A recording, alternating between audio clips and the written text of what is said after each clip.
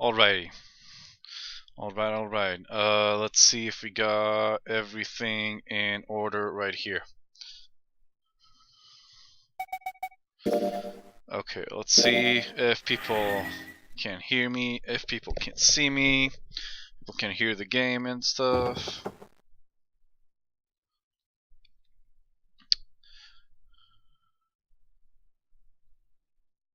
Yeah, everything's good. Alright, excellent. Well, we stopped last time right. It actually was a bit after this, but didn't manage to get there yet. It's right after this, where we actually enter the doors. Be all good. Yeah, I sort of forgot that I saved a bit beforehand, so we're just gonna quickly pass through this, unless you guys really want me to do the voices. But basically, we just open those two doors, and then we start. Audio video is fine. Okay, cool.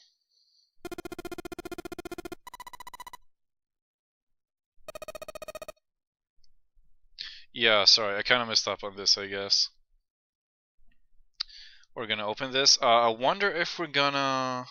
Well, okay, I'll do a quick recap in the meanwhile. Well, we finished the second to best ending last stream, and we restarted and we chose a different door from the beginning, which we know is the door heading to the best ending.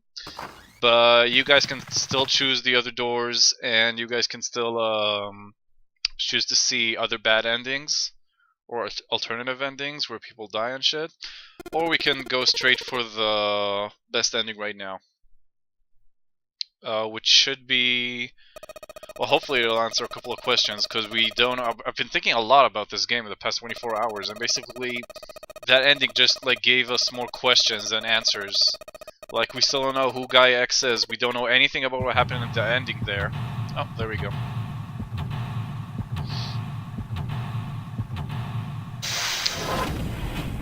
Okay, getting started. Second to best ending, more like ambiguously not entirely fucked up, but still you got hosed ending. Yeah, well, I don't know, someone said that it's the ending you have to get before you can get the best ending, so... I guess it's sort of like the...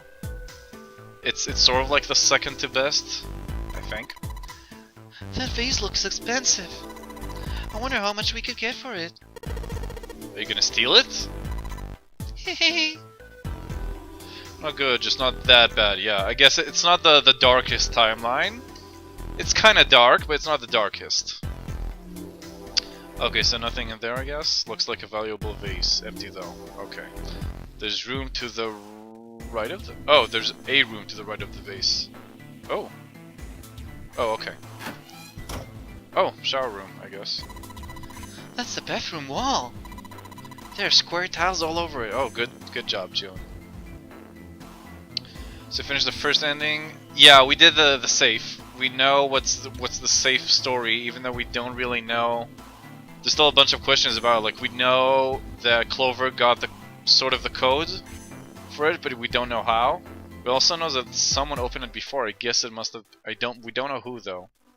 We don't know who opened it before.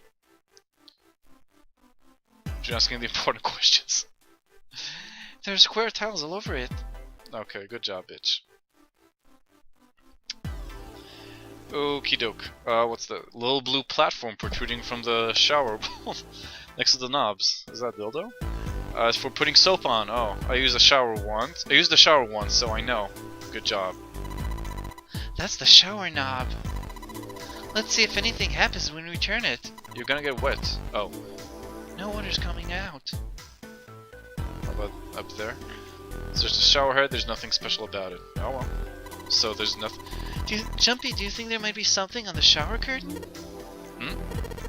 Well, maybe. I think that might actually just be zero something putting the paper in. Well, Clover got... Oh, that could be. But Clover did have the hint in her hand. So she found it somehow. Did she find it in the first room? And what's the deal with the zero bracelet? The number 0 bracelet, I think that she found, or was it the number...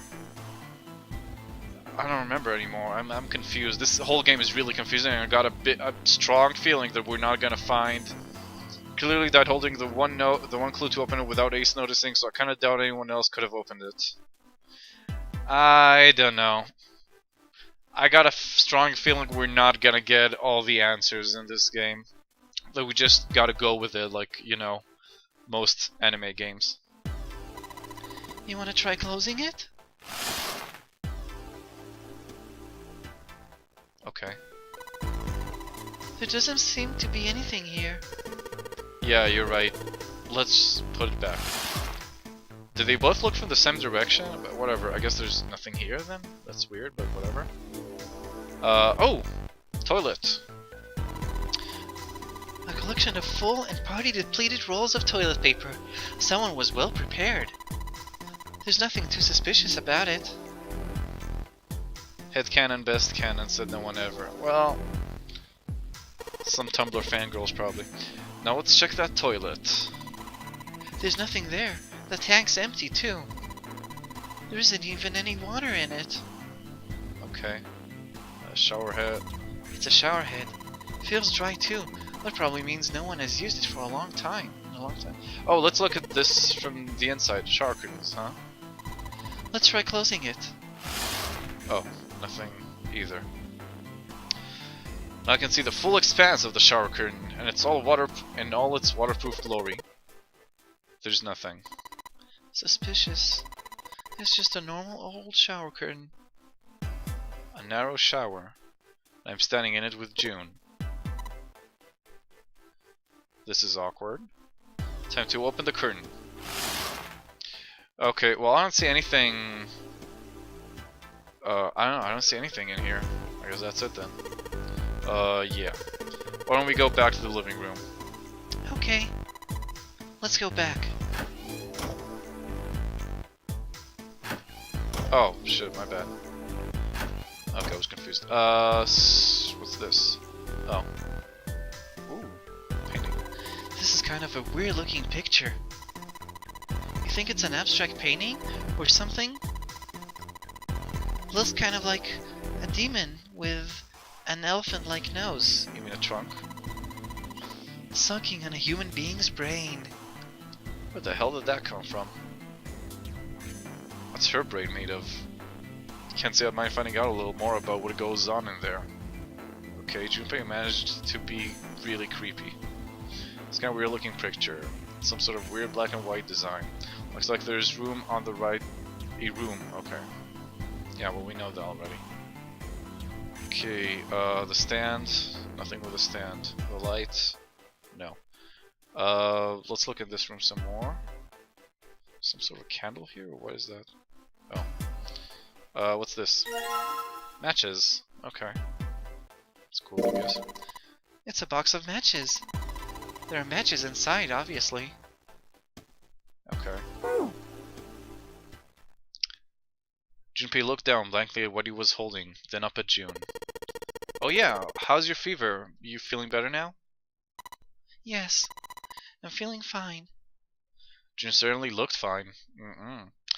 Junpei held his hand on her forehead for a few seconds. It seemed her fever really had gone down. Are you worried about me? I guess I am. Right? Because we're all romantically involved with her right now. Because our path earlier was wrong because we weren't enough with her. So yeah, it is like that. Yeah, I guess I am. June blushed and giggled. By the way, Jumpy? Gonna worry about how deep you can take my dick? He thought quietly to himself. Junpei, How did you end up in here? What do you mean? I told you earlier, didn't I? There was a man with a gas mask when you got home at night. You inhaled some white smoke and passed out. Oh, hey, Disciple D. When you woke up, you were on D-Deck. Yeah, that's it. Is that really the truth? What? Jumpy, are you hiding something from me? No! Why would I? Well, if you think about it, this is awfully suspicious. I mean, why would two childhood friends bump into each other in a place like this? Hey, I could ask you the same thing. Are you hiding something? What would I hide? I'm the bad guy? What are you talking about, Disciple? Well, I don't know. Anything. I mean, you're hiding it. How would I know? You mean like the number of men I've dated? Wow! Thirsty bitch. Junpei's heart stumbled over itself. Do you want to know? He had to admit, he was a little curious. Don't worry. She smiled at him. Only 18. Huh? Times 0. Yeah, I guess I haven't met Mr. Right yet. Oh, such a tease. Trying to throw me off. Junpei confirmed 0. I thought June would be as confirmed 0 right now, wouldn't she? With all this playing she does. June looked a little embarrassed and scratched the back of her head in a desperate attempt to seem nonchalant. Junpei coughed quietly in much the same way. You can't take my voices in like a good way, or because they're so good you can't take them, or it hurts me on a deep level, or because they're so bad? You mean they're emotionally hurting you because it's so convincing that you feel like you're part of the story and you're right in the game. Okay, thanks, Silent. Anyway, I'm not hiding anything. Just like you, Jumpy. When I woke up, I was on D-Deck. Well, you do have a point. I mean, why did Zero pick us? We haven't seen each other since elementary school. June nodded, and for a few moments she had the faraway look of someone in deep thought. Look for what connects the victims. That will lead you to the culprit. Do you remember Seven saying something like that? Yeah, I do. So? Well, that's what I'm saying. Yeah, Zero is the bad guy, but we don't know who Zero is, Disciple. Do you know about this game, Disciple, or do I need to like give you a quick rundown? Zero is Bane, yeah. I think this must all have something to do with a classmate of ours. Well, no one noticed him until he put on the mask, so that's why. You got any ideas who it might be? Know anything about this game? Well, basically, it's sort of it's like something between Saw and Battle Royale on a ship. It's kind of a detective game. It's sort of something. It's an interactive novel with some puzzles in it, but it's pretty cool. You get choices and stuff, and there's several endings. Basically, it's like there's 9 people stuck on a boat with like kind of games they have to play with like bracelets that they have their numbers on, and they have 9 hours to do it before the ship sinks, and they all die. And if they don't follow the rules of Zero, who's the guy who did it, who like orchestrated this whole thing, they die. They explode and die. Oh, hey, Pama. Danganronpa? I don't know what that is, Disciple. No, nothing. Oh. Well, if it had something to do with school, then it could be one of our teachers, or maybe the principal. Or the janitor, or the lunch lady? No, I can barely remember any of them. Yeah, I know.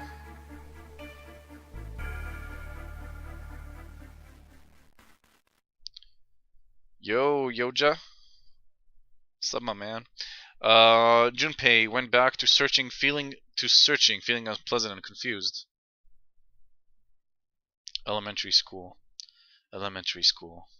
Was there anything strange that had happened in elementary school?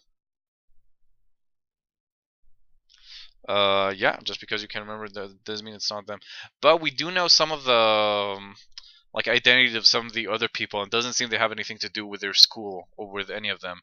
There's also like a brother and sister duo in there, and like maybe some of the people have ties, but we haven't figured it out completely.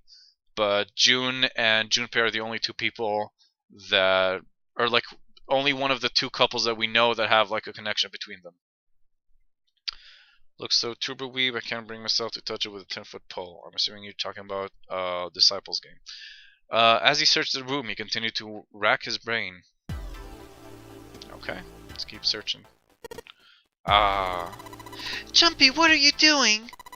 We don't have time to be relaxing on a sofa. All these people have committed a horrible sin and hidden it? Maybe, but if so, we haven't found any sins they made, except one guy. We know about one guy who did a bad thing, but we don't know about anything about any other guys.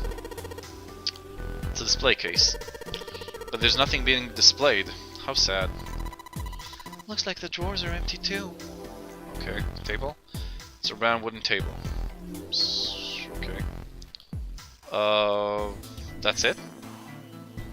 Okay, guess we better. Nothing on the wall. Let's check out this room. Jumpy, where are you going? Oh, this is the other door. Okay. I was thinking of going over to Lotus's room. Do you think maybe you could look around here a little more before you go? There's a lot for me to do here all by myself. Okay, bitch. Okay, what's over there? Oh, bedroom. Nice. It's a bowl with water in it. This is a bedroom. They probably have it here because your throat always feels dry when you wake up, you know? My throat's a little dry, but I think that's because I'm a little nervous right now. Well, we did run a lot, so we're kind of sweaty. Hey, Jumpy, did you want to take a shower together? Wow, she is like a completely different person from the last gameplay. Whoa! Just kidding. Too late to take it back. Too late to take it back now, bitch. My brain's already working out the picture. My throat was dry already. This sure isn't helping. Oh, of course she's not kidding. We're gonna be so deep in her by the time this run is over. That's the true good ending. That's the canon ending. They just have sex. It's just a sex scene, a hentai scene.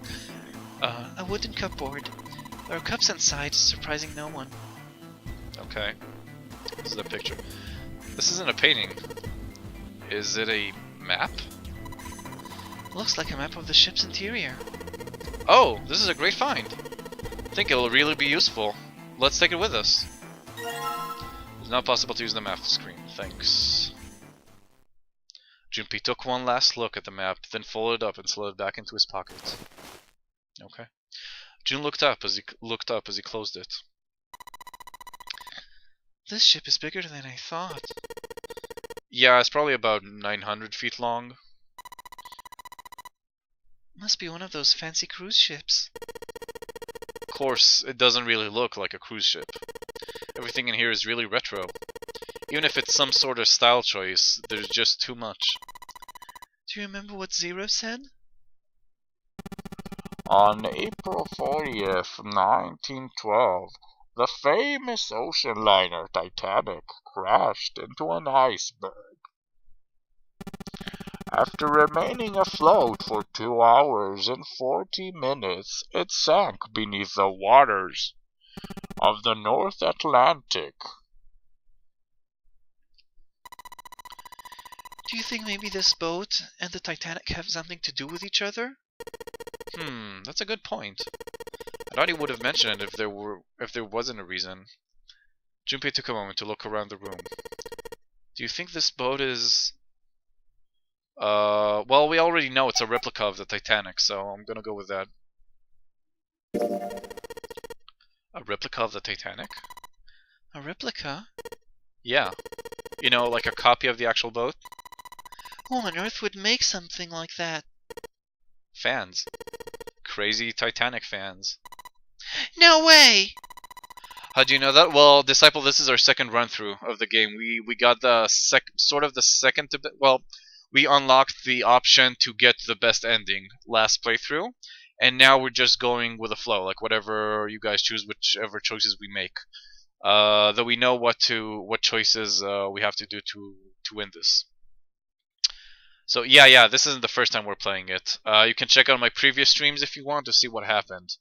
They're on YouTube or my Twitch page. So no, we haven't found out who Zero is. That's the thing. The last end, like the ending of the last round, just brought up more questions instead of answers. It didn't answer barely anything, and just brought up way more questions and way more weird stuff. So there's still a lot we don't know. No way. Do you even know how much money that would take? No idea. All they've got to do is break even, you know? Break even? Yeah. They could use it as a cruise ship. Climb aboard a piece of history, sail around the world in the resurrected Titanic. Hell, with marketing like that, they probably have more customers than they know what to do with. Do you really think people would want to ride on a ship with such an ominous past? It's the site of the worst accident in history. Hindenburg. 9/11. Over 1,500 people died. I wouldn't be surprised if you get cursed just for going. A curse, huh? Jumpy, do you believe in that sort of thing? You know, curses and stuff? I don't know. I think they're a load of crap, and I don't know. But what if there is really a curse? Yeah, I know. Well, I'm not American, so I guess that's why I didn't say 9/11. I don't know why the Hindenburg. Oh, because I love Led Zeppelin. That's why. Led Zeppelin is my favorite band, so obviously I thought about the Hindenburg first, and not 9/11. That's my reasoning of it. Anyway, I guess it doesn't really matter. I'm just gonna say they're a load of crap because I think that's what Junpei would say, and also I think that's what I would say. So sorry, but I can't really say I believe in that kind of stuff. Tact was really? Whatever. Tact was not one of Junpei's many better qualities. What about you? Nah, I guess that's kind of a dumb question. Yes, I do believe in curses. Of course she does.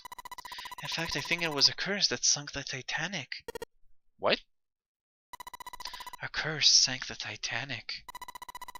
The curse of the Egyptian mummy. Junpei couldn't understand how June had maintained a straight face to say that. No, it didn't seem to have any supernatural stuff so far, but I don't know. We want to get it on with June, so I guess I failed that question, but who gives a shit? Supposedly the Titanic carried the mummy of priestess Amun-Ra, which was stolen from a pyramid. They say that the mummy had a history. Everyone involved with it died mysterious deaths. Yeah, the ship here is supposedly an actual replica of the Titanic that actually exists. Yeah, there were two. There were two boats that were the same, 2 or 3 that were the same. They said it last playthrough. And this is supposed to be, or it might be, like one of the boats. Yeah, the Olympic. Thank you, Palma. Come on, I'm sure you've heard of it before. Those who open the coffin will be forever cursed. Haven't you ever heard that one? So you're saying that the Titanic sunk because of that curse? That's right. June's eyes had lit up with excitement like a child with a new toy. Huh, that's stupid. I don't buy it. It's true! How can you be so sure? The mummy wasn't just a normal mummy. It was really mysterious, totally unbelievable. What is so unbelievable about it? Well, supposedly she was really pretty. Pretty? Yes, But she was a mummy. that's right. She wasn't all shriveled up or rotten or anything. She looked just like she was alive. Oh, I get it. It's that thing, I don't remember the name, where your body turns into some kind of wax. If a dead body is put in the right sort of environment, the fat in it turns into something kind of like candle wax, right? And... Yes, saponification, but that's not what it was. Huh? That's not it. She wasn't wax. Then what is it? They say that she was frozen. What? Frozen? That's right. Wait, what's that with Oh, Olympic and Britannic. Yeah, so there were 3. Okay. The whole body was frozen solid. You know how a human body is more than 60% water? Well, all of that water was frozen. Yeah, sure, backcountry. Sure. Wink wink, nudge nudge. The story says that from the time of its discovery all the way through to when it got put on the Titanic, and even though it was carried through the desert, her body never melted. Jun and Junpei talked a little more, and then went back to their investigation. But even as they did, his mind went back to what she told him. Ice that wouldn't melt, even in the desert. Could such a thing really exist? No, even if it did, it wouldn't really be ice anymore, would it? The more he thought about it, the more his head hurt. Like he'd eaten his ice cream too fast. Okay, so I got the map. It's a light. It's light. Even if it's heavy? That's light! You're hilarious, June. Just hilarious. Okay, what's up in here? It's a light blue blanket with some designs on it. Someone's made the bed, or at least never unmade it. There's only bed sheets under the blanket, nothing exciting. How about the pillows? Look, there's two pillows right next to each other. Guess it's a double. Huh? What's up? Oh, sorry. Huh? What's up? What's up? You're turning red. Oh man, is our fever back? Hey, are you alright? Do you need to lay down? Oh, do you need to lay down for a minute? I'm fine. I think it's still a little early for that. Huh? Hey, seriously, are you really okay? Seriously, bitch. Our two pillows next to each other, okay. Wow, she's flirting with me all the time. This is like completely different from last time. Oh, okay, another side to the room. Trailer goes with the dresser. There's nothing particularly interesting. It's so lewd. June is so lewd. There's nothing particularly interesting about it. So there's a key inside. Okay. Dresser key. Cool. There's nothing inside. Can I close it? It's a dresser. There's nothing on top. Okay. What about the mirror? This is the mirror for the dresser. And now she's playing with her hair. Does she even realize she's doing that? Hey, we don't have time for that. Come on, it's not like there's anyone here who you need to impress. Yes, there is. Who? What? Why are you so quiet all of a sudden? Forget it, Jumpy! Wow, she is really something else. Okay, whatever. This turned into a completely different game with this playthrough. Okay, so we got the key. I think we're done here. I don't think there's anything else we can anywhere else we can search. Jumpy, where are you going? What, still? We still got stuff to do here? Check up on them. Is there something wrong with that? Well, no. Come back soon. Sure thing. I'll leave the rest to you. Sure. Leave it to me. Alright, off to the other room. Okay. Am I in the other room right now? I guess I am. Yeah. Okay, let's make sure. Huh. This is weird. There's a square tile in this frame. It's glued in there quite well. I don't think you can take it out. Okay. That's weird, but okay. Looks like a valuable vase. Empty though. There seems to be a room on the left side of the vase. Oh right, let's check that out. Same thing. This is the bathroom wall. Yeah, well, Disciple, people asked for a Fran Drescher impersonation. So that's what we got. Sorry, man. Should have been here for the first stream. The whole wall is covered in these square tiles. Okay. This thing's a little shuffled. Putting soap on. Oops, sorry. That's the shower knob. I tried turning it, but no water comes out. So sexy? Yeah, she's supposed to be sexy. That's why I think it's funny to give her a Fran Drescher voice. Whoa, look! Junpei! There's a mushroom growing out of the wall! That's a shower head. Okay, whatever. Doesn't seem to be any curtains in this shower though. Right? Yeah, absolutely. No curtains. It doesn't have a shower curtain. This room? Well, there were shower curtains in the bathroom that June was checking out.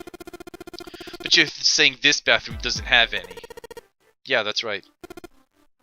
Not Frasier voice. Fran Drescher voice. Santa is 0?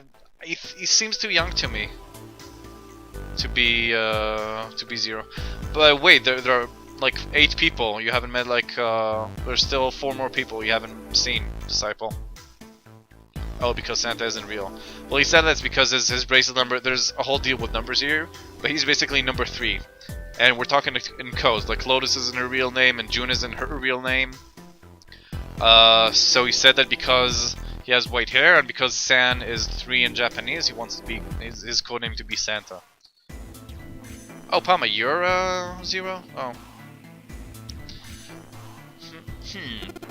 There's probably a reason why. Yeah, I guess. Some toilet paper. We've got 2 rolls, I guess.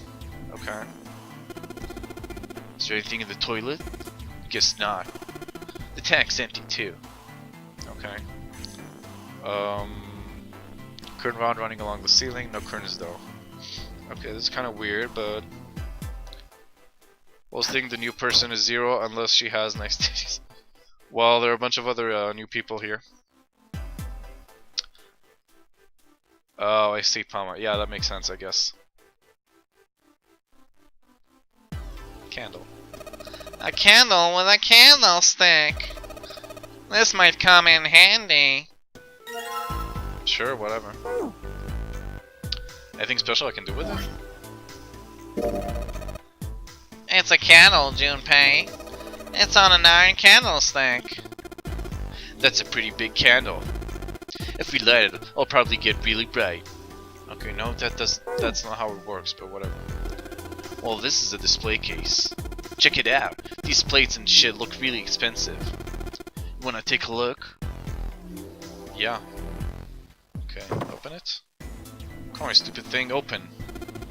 It's locked. Yeah, it looks that way. Well, we need to find the key that opens it. It's not beyond crap. Some of the dialogue is really good. I think this is the key, right? Damn. Guess this is the wrong key. Oh. Well, that means there's gotta be another one somewhere around here. Otherwise, we aren't gonna be able to open this thing. Yeah, I guess. And there's that part of the painting that we probably need to use or something. But fine. Hey, check this out. This is a pretty nice sofa. I know. It's a shame I can't take it back with me. Okay. I think this is it for... yeah, next room. Hey, Junpei. Red room's pretty dark. Don't you have something that'll give us some light? Something that'll give us some light. I wonder. Bananmuli, who are you, SDM? So we know what to call you. Combine with this. Let's light this shit up. I know. If I use these matches to light the candle. Lit candle, great. Awesome. With the light from the candle, maybe we can take a look around over there. But it gets so hot when I hold it. I want to put it down. Well, why don't you set it on top of the dresser? It's flat there. At least it won't fall over. A guy with a face. Good job, SDM. How did I think of that? I don't know, man. This numero uneo? Okay, face guy. Yeah, I know, Gogolfa was... To be truthful, I looked in a walkthrough earlier to see what to do, and it said that I need to light the candle, so that's how I knew. Oh yeah, good idea. Sweet. Oh, I guess I opened the key with... Okay, I guess I opened the dresser here. Hey, it got pretty bright. Now we can look around a little. Okay, I guess this is locked. The dresser drawer, it's locked. Okay. Here we go. Let's see if this... Yes! Bananmuli, bish and some big old tiggle bitties. Yep, that's right, SDM. And yeah, actually, I think Snorfax started calling me Bananmuli. So that's why I don't know who SDM could be, because I don't know who took it from Snorfax. You respect Fran Drescher. Yes, it worked. Oh, nice. A plate. Cool. Guess I gotta match it with okay. Yeah, I know what to do with it. This is the mirror for the dresser. Really? It's yours? You call me Banana Willy before Snowfax? Huh. Dropping lots of hints here, but Damn straight. Nothing weird about it though. okay. I guess that's it right now. What's this? It's a chair for the dresser. Storm's baby commenting from the womb. It's a light, man. Can't you figure out that on your own? Hard to tell if it's burned out or not. Of course, though now that we have the candle, I guess it doesn't really matter that much anymore. Okay, dude. What's on the other side? There's a picture of an old cruise ship. Is it the Titanic? Maybe. A full bottle of water. I don't think we're gonna need this for anything. Hey, Junpei! Oh, Macro Hard! Wow, long time! Wow, blast from the past, man. It's good to see you. It's a cupboard. There's a freaking cupboard in here! Are you alright? Oh, don't give me that. Come on, a cupboard in a bedroom can only mean there's a safe in here. Really? Damn, there's nothing in here. Got me all worked up for none. Okay, dude, so I guess there's nothing there. Why is Guy such an anime character? Well, it's an anime game, you know. Let's see. Oh, a Kern. Okay. That's weird, but sure. Anything under the blankets? Nope, nothing suspicious here. Pillows? 2 pillows in a pile. Oh. A pile of pillows. Is that supposed to be some kind of joke? Early onset Alzheimer's. Yeah, well. Pronounce it cupboard. Am I pronouncing it wrong, though? I'm not sure. We were here 5 days ago and Bound we had the same reaction. Really? Well, it's just because I'm so happy to see you, Macro.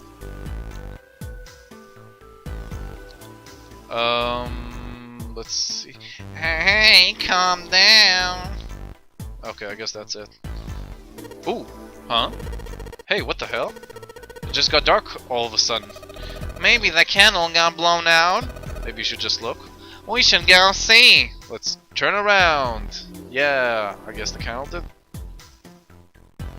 There's a candlestick covered in melted wax on top of the dresser. Hey, what's this? The top of the candlestick looks kind of weird.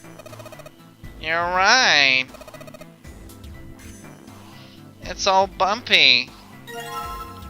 Candlestick key, huh? Oh, well, didn't expect that. Anyway, okay, so let's go back. Okay, I'm guessing we can open this now, right? Let's see if this candlestick key will do anything. Yes! It opened! Alright, pull that shit open. Okay, now let's grab this. Another plate, great. And the third one will probably be with a curtain or something. Hey Junpei, you got a minute? San had shown up out of nowhere and gave Junpei no small start. Here, take this. San pulled something out of his pocket. It looked like a bookmark. Had a 4-leaf clover on it, in it. What is this? I found it in between some of the cushions in the sofa. Pretty sure it ain't gonna be any help to us, but I figure we might as well hang on to it anyway. Then why don't you hold on to it? Santa gave him a wry smile. You know what I hate most in the world? I got 4 things. Hope, faith, love, and luck. Hope, faith, love, and luck? Damn straight. And you hate these things? Yeah, you got a problem with that? Not really, but... Junpei tried to figure out how to best phrase what he wanted to say. What does a bookmark have to do with any of that? Santa scratched the back of his ear and looked awkward. Well, see, each leaf on the 4-leaf clover has a meaning to it, okay? And that meaning is pretty much those 4 words. it's like a flower language. No, not really spoopy. The music is a bit spooky, but the game itself isn't. It's more interesting, like stuff that doesn't add up, and you get to know the characters. I think it's pretty interesting. I like the story. Well, I guess it's not a flower, is it? So a leaf language, I guess. Yeah, you could call them leaf words. Leaf words? Junpei looked at the bookmark. Hope, faith, love, and luck. So, yeah, I want you to take it, okay? Yo, Chua. Just touching it gives me the creeps. Take the damn thing, alright? With your skills, you should stream Franbo? What's Franbo, Chua? Is it similar, another point and click or something?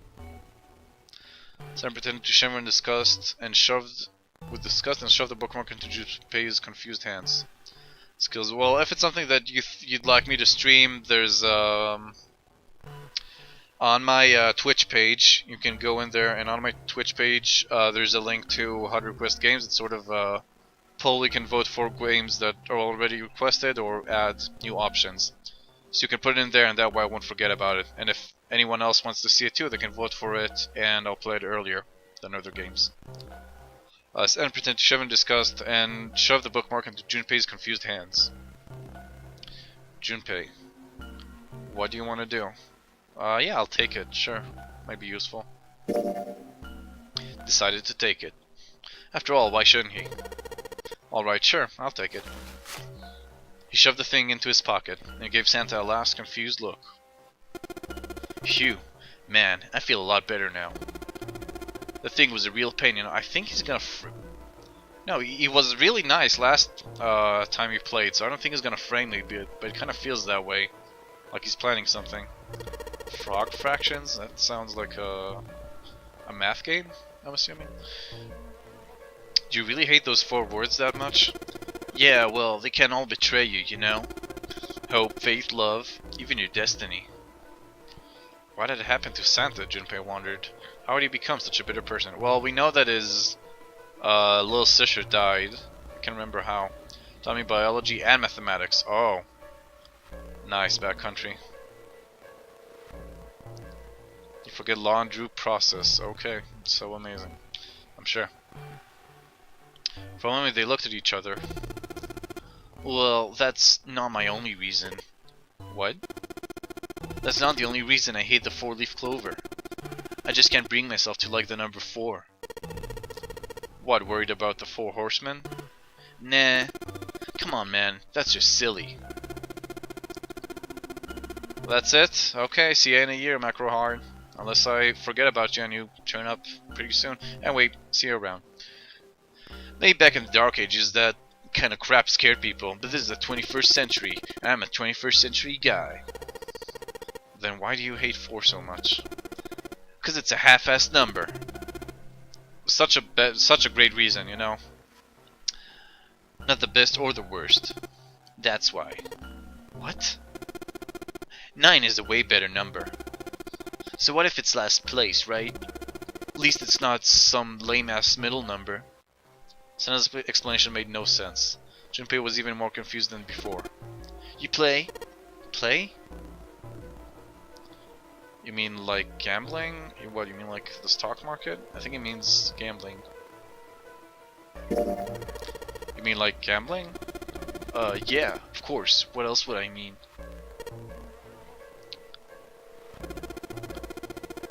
In Baccarat, the best possible hand tolls 9. They call it Le Grand. Well, we know that that 7 also knows a lot about Baccarat for some unknown reason. But the lowest, most worthless cards, the O's, the zeros, they call monkey. Just like the guy in charge of this game, huh? Zero's a monkey. Santa blinked, utterly stunned. Then he began to laugh.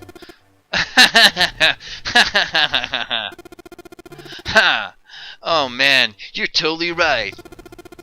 That guy who trapped us in here sure is one hell of a monkey. That was when Lotus spoke up. You know, if you think about it, the Nonary game is really a lot like Baccarat. Apparently she had been listening. How does everybody know about Baccarat except me? Of course, it doesn't use any of that stupid digital root junk. You just drop the tens digit, and that's it. Still, it does have the same idea of your final number needing to be a single digit. Oh, yeah, I guess you got a point. And in both games, whoever has 9 wins. The person who makes 9 wins? Did you forget already? Don't you remember what Zero said? The exit is hidden, but it is there. Seek the exit, seek the door that carries a 9. So if we want to get off this boat, we have to make a team whose numbers have a digital root of 9. And only the people in that team are going to make it out alive. Of course. That's why it's called the Nonary game. What? Huh? You don't know? Nonary means something derived from 9, or base 9. It's derived from the Latin prefix nona, which means 9. While we're at it, the prefix for 1 is uni. You know, like the unicorn, the horse with one horn. I don't know if you've heard about it. 2 is bi, like bisexual. Bisexual means attracted to 2 parts. What number is she? She's 8. Lotus is 8. I don't remember how she thought of Lotus, but she's 8. 3 is try. I'm sure you've heard that one plenty. Like trio, triple, and triangle. You get the idea. After that you have quart, quinty, sext, septim, and so on. Oh, not Lotus? You mean June? Anal anomaly? Nice. June is number 6. That's why she's June, because June is the 6th month. No idea why any of these characters decided there would be a good topic to discuss when chapter board or sinking ship. I know. They're taking the longest time about this, and they just keep talking. Look, she's smiling. She's like perfectly calm, having casual conversation with her 2 buddies. And of course the prefix for 8 is octo, like octopus. It's called that because it has 8 legs. Get it? I see. Well, the dialogue is kind of weird, Pama, but I like that Junpei, like the main character, responds accordingly. Like when Santa just went on talking about like this ridiculous shit about hating the number 4 and whatever, then Junpei's like, what the fuck, dude? And that I like. Yeah, it has better parts and worse parts of the dialogue. So the nona means 9. Oh, sorry, so the nona means 9. Lotus nodded. So, how many of us are trapped on this ship? That'd be 9. And what are the bracelet numbers we have? They go from 1 to 9. And our time limit? How many hours did we have? Zero said 9 hours. And finally, to get out of this ship? We need to find a door with a 9 that's hidden somewhere in the ship. By making a team with a digital root of 9. Lotus nodded again. And there you have it. Yeah, this is for everybody who joined late. So basically, here's a disciple. There you go. It's a special explanation just for you. I know, Pama, right? Except like in the last hour. Number 9 is everywhere in this game. He's got the real theme of 9s for this whole thing. No wonder it's called the Nonary game.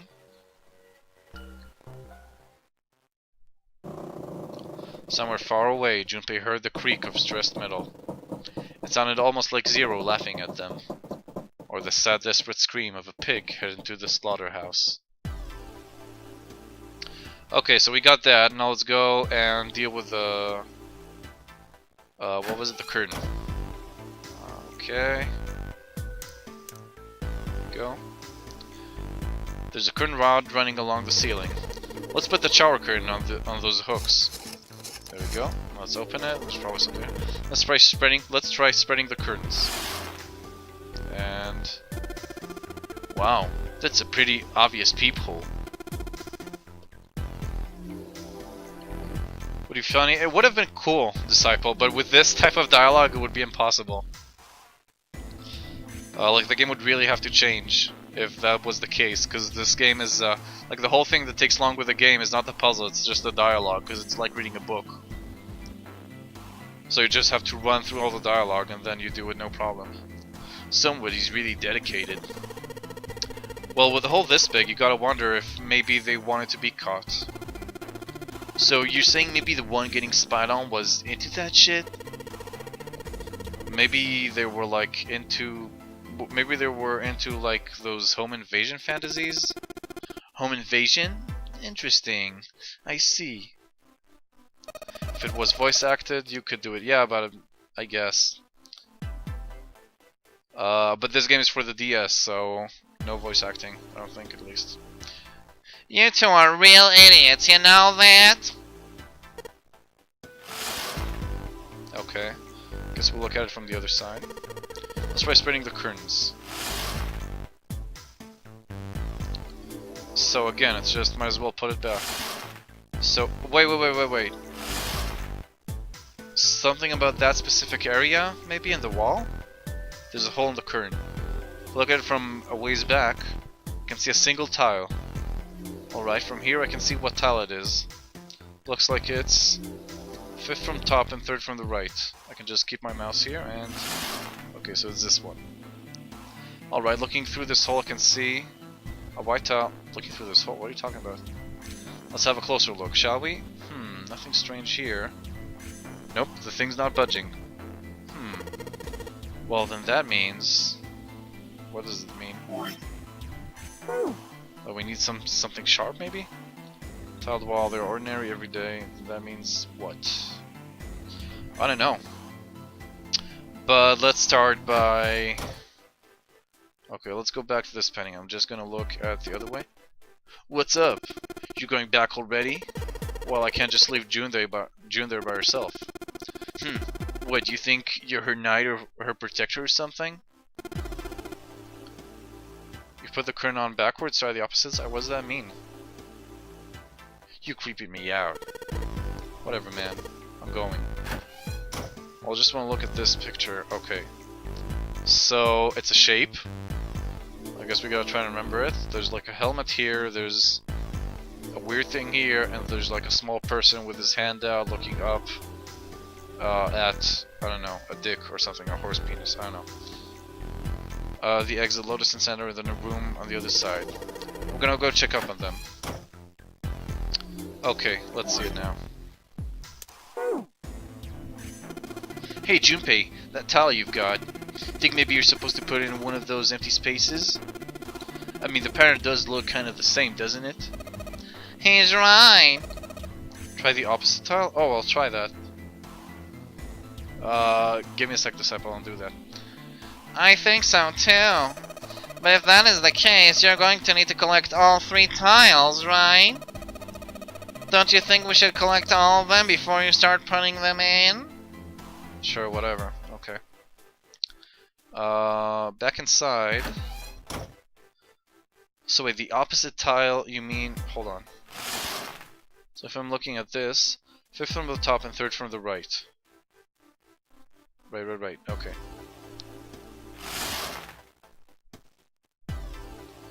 One, 2, 3, 4, 5. So the other one would be like 1, 2, 3, 1, 2, 3, 4, 5. Yeah, that's this one. Tiled wall. They were ordinary everyday tile. Oh yeah, there's another bathroom. Oh, there's another bathroom. Thanks, game. Junpei, if you miss her so much, you don't have to keep coming back here. Psh. No, that's not what this is. I'm just being like a bridge between the 2 rooms. Uh-huh. You just keep telling yourself that. Now get out of here and go help June. Okay, other bathroom. Where is it? Over here. Right, so fifth from the top, fifth from the right is this one. Here it is! Yes, this one's loose. I think I can get under this with my nails and yes! Okay, so we got all of them. Let's look at that and you people can feel free to take a screen cap just to help me. Okay, so there's like a helmet here, there's a thing here, and there's also a thing here, so that I think I'll remember that. Let's give it a shot. There's a tile in the frame, so I guess I'm supposed to put the tiles in the empty spaces. Alright, I'm gonna give it a shot. Okay, so this was over there, right? Yes, yes, okay. I think this is over here. Something about... Oh, there we go. Yeah, I made it. Woohoo! Yes! I did it! There, picture complete. And there goes the frame. What's this? What do you mean, what's this? Pretty obvious, isn't it? It's a hole in the wall. Like a hidden safe or something, you know? Anyway, let's take a look. I think there's something inside. And... it's the Mars key. Perfect. So we're done. Junpei messed around a bit with the key he had and looked blankly at the picture that slid down. What's the deal with this picture anyway? San had only been mumbling to himself, but it drew Lotus's attention. She looked at the picture and paused. I think I've seen this picture before. Where? In a book. There's a British biochemist named Sheldrake. He has a rather interesting theory. I saw this picture in his book. What's this interesting theory? Morphogenetic field, which relies on the theory of morphic resonance. Man, I can't deal with this. Just listening to you talk about it is giving me a headache. Santa put his hands on his head, as though he were in great pain. Lotus merely arched an eyebrow in his direction and continued. It's not a difficult concept to grasp. In essence, he states that the shapes of living organisms and their behavioral patterns are transmitted through a field not visible to the eye. Oh yeah, she talked about this too, last gameplay. She's smart too? Yeah, she's actually, we learned last gameplay that she used to do like cybersecurity stuff. And she's a real hacker. She like programmed, she hacked like a code in the last gameplay for some reason.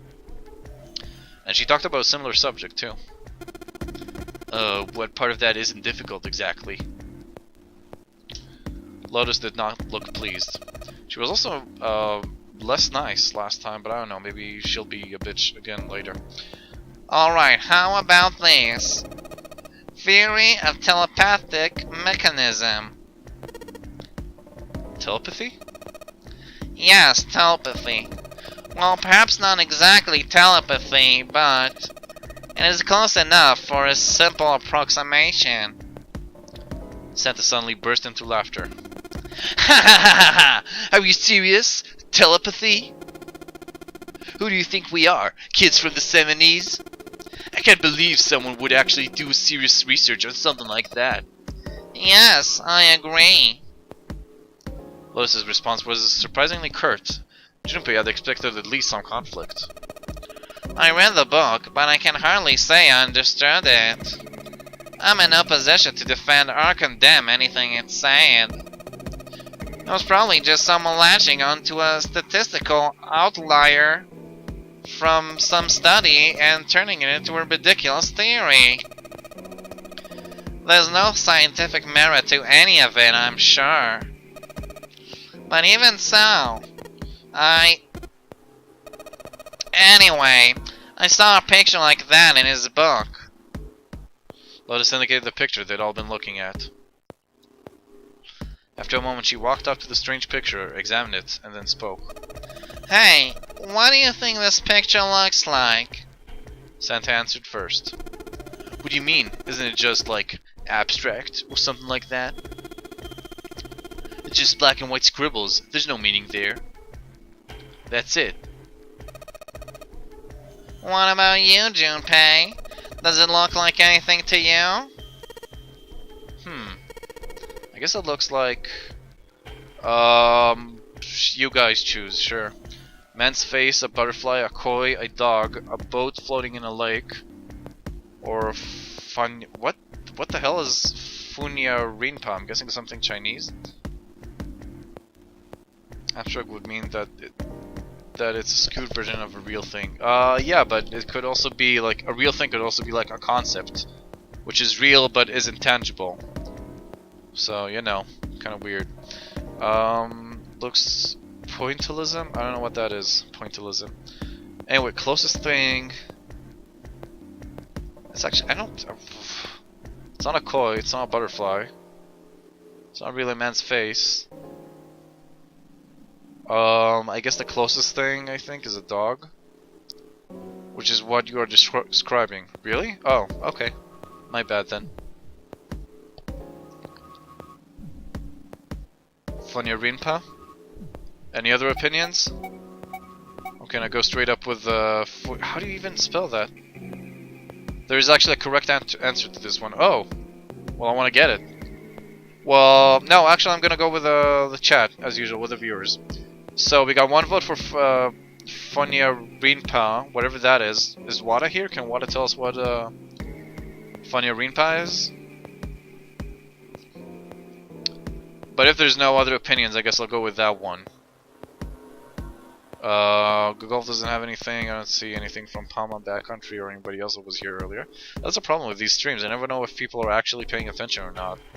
Because sometimes they're like into the whole story. But sometimes they're not. So I guess, okay. No other opinions, so I guess we'll go with Funya Rinpa. Maybe I want to save first? Yeah, I want to save just to be sure.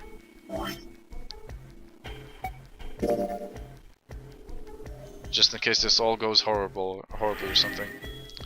Looks like an elephant to me. Well, an elephant isn't really an option, so I guess I'm going with Funya Rinpa. A Funya Rinpa. Ah, Palma, too late. There is such a thing as Funya Rinpa. I totally see a dog. I don't see a dog. Yeah, I see an elephant though, but I don't see a dog. Funya Rinpa. See, I mean, this totally looks like one. Here and here. Junpei indicated parts of the picture that looks exactly like the other parts. Can't find shit about if there's such a thing as... Okay, that's weird. After 3 seconds of silence, Lotus looked at Junpei. What the hell is a Funya Rinpa? What do you mean, what the hell is a Funya Rinpa? You mean you don't know? How the hell would I know? How could you not know? That's practically blasphemous. Say you're sorry. Apologize to the Funya Rinpa. Goodness, you're such a rude woman. Another 3 seconds of awkward silence went by. Lotus opened her mouth as she shook. Junpei, are you just crying around? Forget it. Yeah, I guess it's just a thing he made up. I'm just gonna tell you. This is a dog. Oh. So, Palma was right, apparently. Oh well. See? Like this. Lotus pointing out parts of the picture. Eventually a dog took shape in them. Oh! Yeah, it's a puppy! It was Doge. Yeah, it's a little puppy. Looked as though she had a point. Oh, yeah, I totally see it right now. Is that what you saw, Palma? It was a dog. Santa also nodded in agreement. So, now we know what it's a picture of, but I don't see how that helps us. Lotus nodded and began to speak. Wow, good job, Palma. A TV show from Great Britain did an experiment once. They took 2 similar pictures. It was a Doge, yes. We tried to find out what it was. Well, just made it up. Both of them were difficult to identify initially, but once you figure out the answer, you couldn't see it as anything else. The first picture was a woman wearing a hat. The other one, well, to make it easier, let's just say was this picture of a dog. So, their experiment. First they sent the pictures to other parts of the world where British radio and television didn't reach. To Ireland, to US, Africa, Europe, etc. Then, in each country, they gathered a number of test subjects. From the hilarity that would proceed if you answered that. Okay. Dolan Doge is the best meme ever. He can resurrect it as much as he wants, as far as I'm concerned. All in all, there were roughly 1,000 people. Those 1,000 people were shown the two pictures and asked, what does this picture look like to you? The results, in and of themselves, were not terribly interesting. 9.2% of the people that saw the lady in the lady picture, 3.9% saw the dog in the dog picture. Then, 2 days later, they broadcast a new show. During the 30-minute show, they broadcast the dog picture and its solution. The audience was estimated to be 200,000 people. After the broadcast, it could be assumed that the number of people who knew the solution to the dog picture now totaled over 200,000 people. After another 2 days had passed, they gathered a number of research subjects from areas where British TV and radio did not exist. Actually, Santa had a similar story in the last game through, only his was about mice and an experiment, but with roughly the same conclusion, I think. This time they were only able to find a sample of roughly 850 people. Naturally, none of them were people who had participated in the first test. They were, however, given the same test and the same 2 pictures. The results were shocking. 10% of the people saw the lady in the lady picture. The previous test has yielded a 9.2 success rate. The change was not statistically significant. The dog picture, however, produced a very different result. The percentage of people able to successfully find the dog grew from 3.9 to 6.8%, a very significant increase. So, do you understand? Do you realize the significance of this experiment? There was no way the second group could have seen the picture. They lived far away from Britain and couldn't have seen the picture. But even so, it was only the success rate for the dog picture that went up. Why? Why? How did that happen? What does it mean? Lotus looked back and forth from Junpei to Santa and back again. Normally calm and collected, she looked now as though she were very nearly possessed, and there was something manic about her manner. Santa took an involuntary step backward. Junpei didn't budge and stared straight back into Lotus's eyes. Does this have something to do with that field or whatever it was you were talking about earlier? A field not visible to the eye? So if more people know the answer, then that information will pass through the field. Psych! Her manner suddenly shifted and Lotus smiled broadly at Junpei and Santa. She waved her hand dismissively, doing her best to laugh at the whole confrontation off. Oh, I was just kidding. You really shouldn't take me seriously. Well, I mean, the things I just told you about are true. They really did happen, but the results of that experiment aren't anything to go by. They could have easily falsified them. In the end, I'm sure they were just in it for the ratings. They are a TV station after all. Oh, it was just a prank, bro. Just a prank. At last, it seemed that Santa had gained control of his composure. Right. Man, I gotta admit, you had me there for a minute. I really thought you were serious. Of course not. Like I told you before, I'm sure it's all just pseudoscience. Okay, right. Santa and Lotus laughed and gave one another jovial claps on the shoulder. Junpei, however, didn't feel so much like laughing. Something felt wrong, unclear. Alright, enough nonsense. We've got the key. Let's get out of here. Word. Lotus and Santa walked away from the picture. But Junpei stayed, staring at the picture of the dog. A field not visible to the naked eye. Morphogenetic field. Glad you like it, Gugolf. The more he thought about it, the more his head hurt. Okay, I guess we're done here. Alright. Let's go to the hallway. I'll go get June. You guys head to the door. Okay. Roger that. Let's head to the door then. Yes! It unlocked. Good job, Junpei. Good, now we can get going. Come on, what are you guys standing around for? Let's get out of here. Come on, Junpei, let's go. Alright, let's go.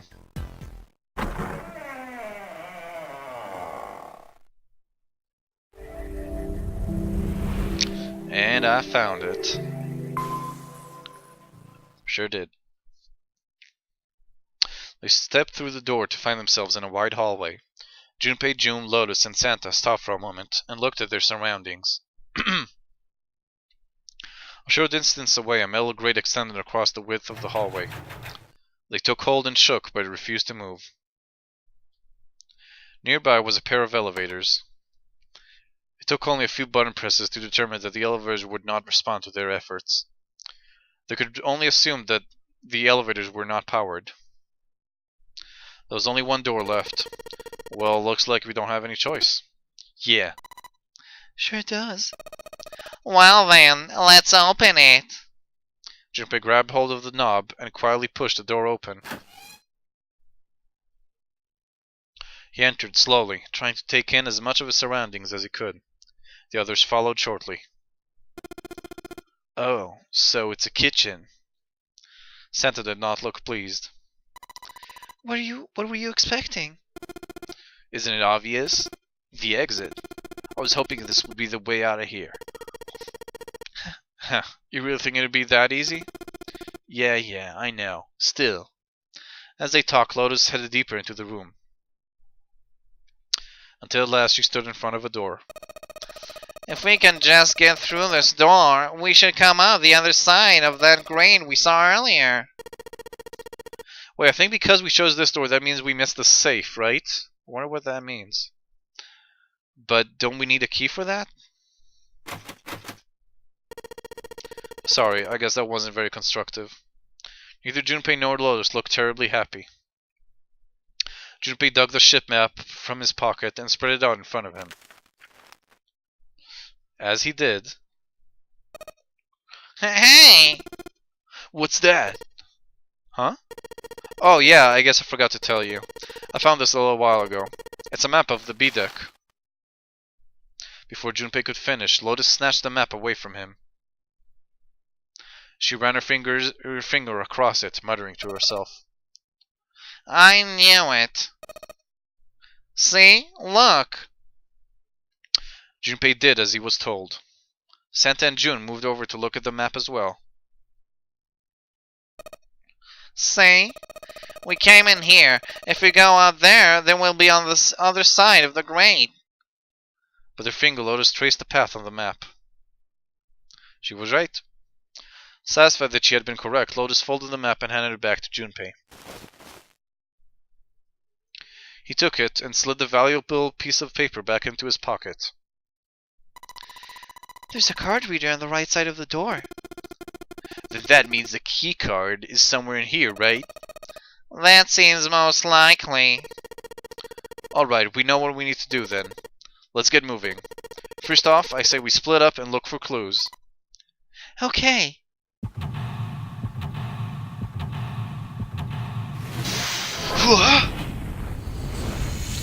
Okay. Let's seek a way out.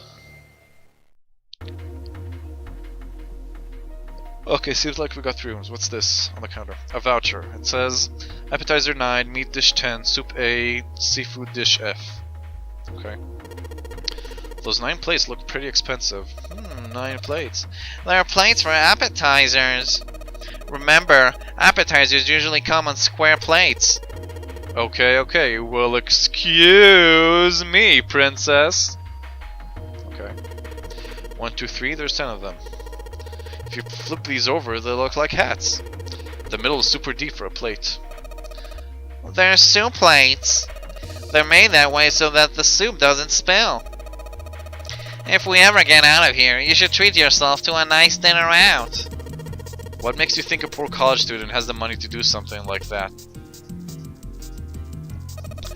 I think there are 15 of these plates. I'm assuming they're for seafood. How the hell can you tell that? They look just like any other plate from the 99-cent store. If you ever take a lady out to dinner, you're going to embarrass yourself. I feel sorry for June. What? Why the hell are you bringing up June? The lady doth protest too much, methinks. You are not terribly subtle. Okay. There's a bunch of little wavy ridges on this plate. Those plates are for serving meat. You really are ignorant, aren't you? Come on, it's not like I need to know this crap. Jeez. Okay, so I think this is the key here. What was it? There's a voucher on the end of the counter. The voucher doesn't match the number of plates on the table. Exactly. It says appetizer 9, meat dish 10, soup A, seafood dish F on the voucher. And the plates on the table are 9 appetizer, 16 meat, 10 soup, 15 seafood. On all levels, including physical, I am a bitch. She's actually nicer than, Maybe they're using hexadecimal here. And hexadecimal is... hexadecimal, sorry. It's a number system that goes 9, 8, 9, A, B, C, D, E, F, 10, 11. Why? Why is hexadecimal so stupid? You're familiar with base 10, right? That's the normal system of numbers. The base 10 equivalents for hexadecimal numbers would go like this. Them hexes. A is 10, B is 11, C 12, D 13, E 14, F 15, and 10 16. Then the 10 becomes 16 in base 10. What? I know it sounds strange, but you can think of it as just 6 letters added to the normal number system after 9. Hexadecimal is useful? That's confusing too. Okay, yeah, she said it. I think I get it. Okay, so... hexadecimal. I wonder if that's some kind of hint. Yeah, maybe. Junpei, do you remember what I told you about hexadecimal code earlier? Yeah, of course I do. Alright then, here's a little quiz for you. It's an easier used form of binary. Really? Huh. Oh, cool, scribbles here. What would 9 plus F be in base 10? Shit. Okay, hold on. It's 9, then A, B, C, D, E, F. So it would be 15, right? Yeah, remember? Yeah, we had another thing with F and as a hexadecimal. So it should be... oh, 9 plus F. So it should be 24, I think, right? Well, F is 15. Oh, that solves it for me. So it'd be 9 plus 15, which would be 24, right? That's right. Good job. You're a fast learner. Okay, can I know what the fucking code is? And F is 15. Yeah, but I don't remember what the number of plates said. 1, 0, 15. Yes, I realized that. That's how you count in hexadecimal. But I don't remember. Oh, whatever. I'm gonna move on. Countertop. We've got a rolling pin and a colander. Nothing useful, in other words. Okay. It's a tank with a pipe coming out of it. The plasma in their entire computer system was down nationwide. I have no idea why, but I am not happy. That sucks. Nothing really special about it. Okay. Hey, Santa. Could you open that door, please? What the hell? There's no way I could open that thing. Guess you're getting to that age where your eyes start to go, huh? You'd better watch your mouth, boy, or someone won't live long enough to see that door opened. This has got the two of them on edge. We gotta get out of here, and fast.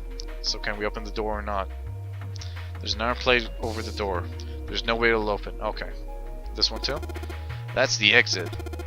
There's a big old iron plate over the door. I don't think we can open it. Okay. Let's keep moving then. What's this? Wow. This spot looks like it's made out of silver. I bet drinking tea from this spot would be really yummy. Spending a day off with June, drinking tea. Could such a day ever happen for me? Jumpy? Oh, nothing. We don't really need hot water, so we should be moving on. What's on here? It's a note. It's got a bunch of stuff written on it, but it doesn't look like a code or anything like that. So nothing? Instructions for using the cooking utensils. Nothing really suspicious about that. Okay. Oops. I need to click that. Okay, let's click this door first. Huh. I'll be back there later. Okay. What's this? Oh, a whetstone. Guess that's cool. A sink. It's still got water in it. There are a couple of plates in there, but I don't think they're gonna help us much. Okay. So I guess I did it all for the whetstone.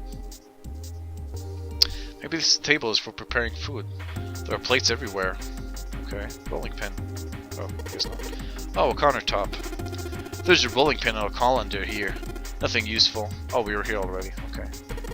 A trash can. There's nothing inside of it. Well, better than being full of rotten food, I suppose. This one. Damn it, there's nothing in here. Hey, Santa. Digging through the trash really suits you. What the hell did you just say? Listen, lady, I did you a favor. I knew you'd just piss and moan, so I did it for you. Oh my. I don't recall asking you to do anything.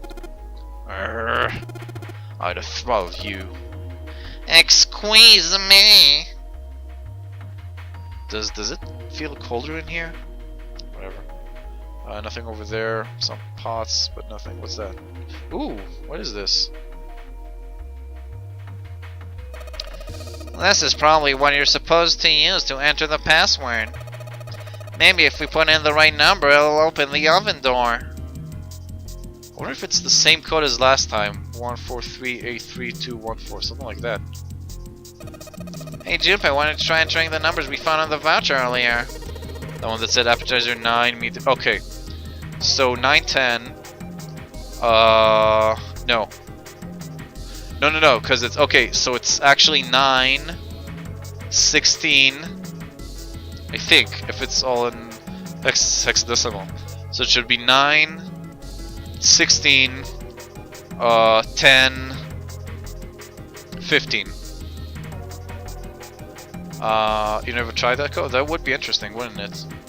But if this opens it, then again it's not it. Yeah, definitely good golf. 9. Why 83? I guess I could, but why? F is 15, not 16. Yeah, 10 is 16. Convert the 10, A, and F to base 10. Yeah, so 10 is 16, F is 15, and A is 10. So it would be 9, 16, 9, 16, 10, 15. It's worth a shot, but I'll try what Augury said first. No dice. Oh, looks like that's too many numbers. Okay, let's try what Augury said. Let's take the numbers in the vouchers and the actual. Oh, I gotta find it. I can't actually enter it. Sorry, Agrest. An iron oven. Looks pretty heavy duty. It's probably industrial quality. I bet you could cook anything with this. Anyway, let's have a look inside. But of course we can't. Damn, I knew it. It's locked. Okay.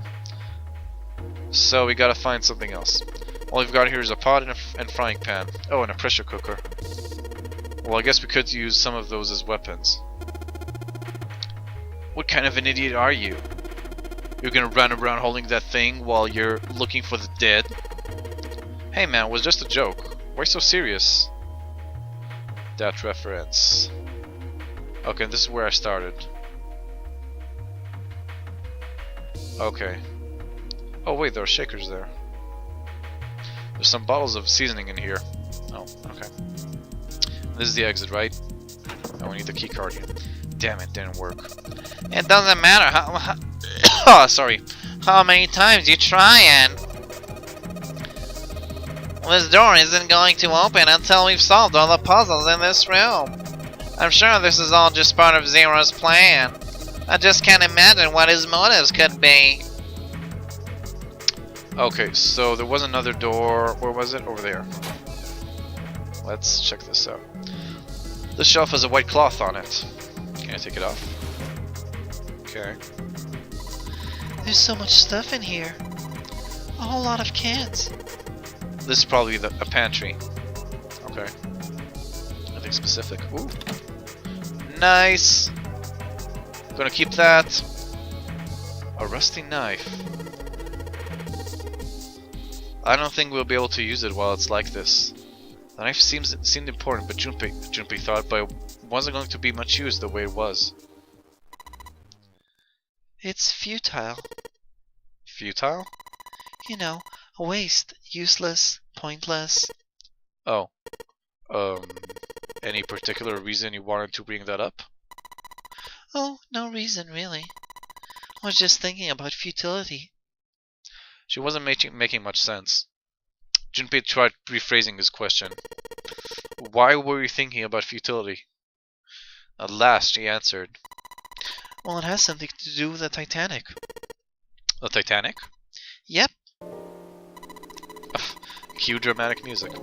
Have you ever heard the story that the sinking of the Titanic was predicted? No, I haven't. I guess you'll have to tell me. No, I haven't. What is it? In 1892, 14 years before the Titanic sank, a novel was published. It was called Futility. It was written by an American novelist named Morgan Robertson. The story was about a big cruise ship colliding with an iceberg and sinking. I think I actually heard about this. Yeah, exactly. Golf. Choosing door 4 is a completely different game from door number 5. It's really weird. Of course, if that was the only similarity, there wouldn't be any reason to mention it. It wasn't, though. The name of the ship, its nationality, course, departure time, size, displacement, maximum speed, number of passengers and crew, the number of lifeboats, even the location of the accident itself, and the cause and the location of the damage. Everything matches the Titanic almost exactly. It was almost as if he'd seen the whole thing happen. But this book was written 14 years before the Titanic sank. Yeah, I remember reading about that once. If it's real, it is pretty creepy. But that's not all. It wasn't just futility that predicted the sinking of the Titanic. There were two other similar stories written by a man named William Thomas Stead, or Steed. Both of them before the accident. One in 1888 and one in 1892. Steed wrote two stories that had striking similarities to the Titanic disaster. In one, two ships collided and many of the passengers died because there weren't enough lifeboats. In the other, a ship collided with an iceberg and sank.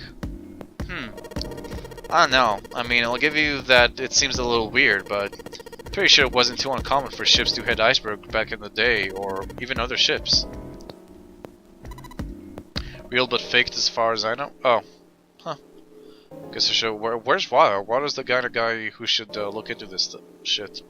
Right. I knew you'd say that. But what if Steed had some sort of special powers? To be more specific, what if he had the ability to do automatic writing? What? Automatic writing? Wait, are you talking about the thing where someone says they're possessed by a spirit, and then they write a bunch of stuff without knowing what they're writing? Yes. What do you mean, yes? That stuff's a load of bull.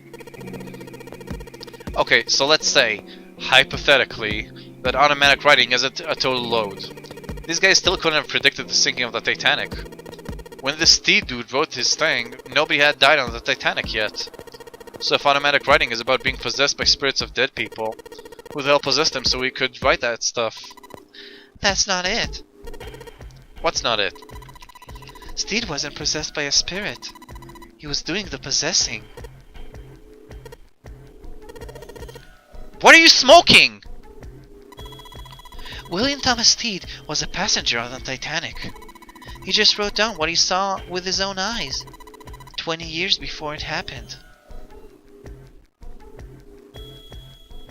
He decided it was probably the best to say nothing. What June was saying was insane and utterly absurd. If he tried to take what she was saying seriously, he'd go mad. Junpei smiled uncomfortably. Well, why don't we talk about this in some other time, okay? Huh? But... Her voice trailed off, and she glanced at the floor, troubled. Are you into drama? Well, what kind of drama? In my life? I'd rather avoid it. Drama as in acting. Well, I had a brief... I did a short course in acting, and I found out it wasn't for me. That's it, basically. I still like it a bit. Like, I enjoy the voice acting here. It's fun, and I enjoy goofing around sometimes, and like some of the exercises we used to do in the film studies, film and cinema studies. But other than that, nothing serious. In the course, I quickly found out that it's really not for me. I'd rather be behind the camera. Tap tap. Junpei tapped June gently on the shoulder and awkwardly reached around her to pick up the knife from the box. Okay. Let's try combining it with a whetstone if we can. Maybe I'll use the whetstone to sharpen the knife. Sweet. Maybe voice acting is my thing. Well, who knows? Maybe, you know, some dude will just prance in here at some point to SafeStateHeroes.com and discover me. Who knows? The blade of the knife is getting sharper by the second. I should be able to cut something pretty good with this. Sweet! So I got a knife now. He'll probably throw it away at the end of this door like a loser, and we won't have a weapon for later. Cheese! There are a number of cheeses lined up under the shelf. Everybody write if cheese had a positive impact on your life. this is Gouda cheese, the most famous Dutch cheese. If you don't cut open the casing, it usually won't go bad. So you can store it at room temperature for quite a while. So we can eat this? Most likely. I'm not hungry at all. Guess it's hard to get hungry in a situation like this. How are you not hungry? Looks like there's something there, but I guess there isn't. So no cheese? Hey, there's something behind the cheese. Oh, I knew it. You're right. Why don't we move some of the cheese? Alright guys, time to move it. June and I need to look behind you.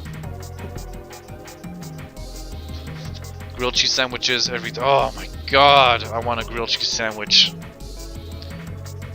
I do not have enough cheese in my life, I know that. There's a little green bottle back there. Bottle of oil. Huh. Can we use it on the knife for some reason?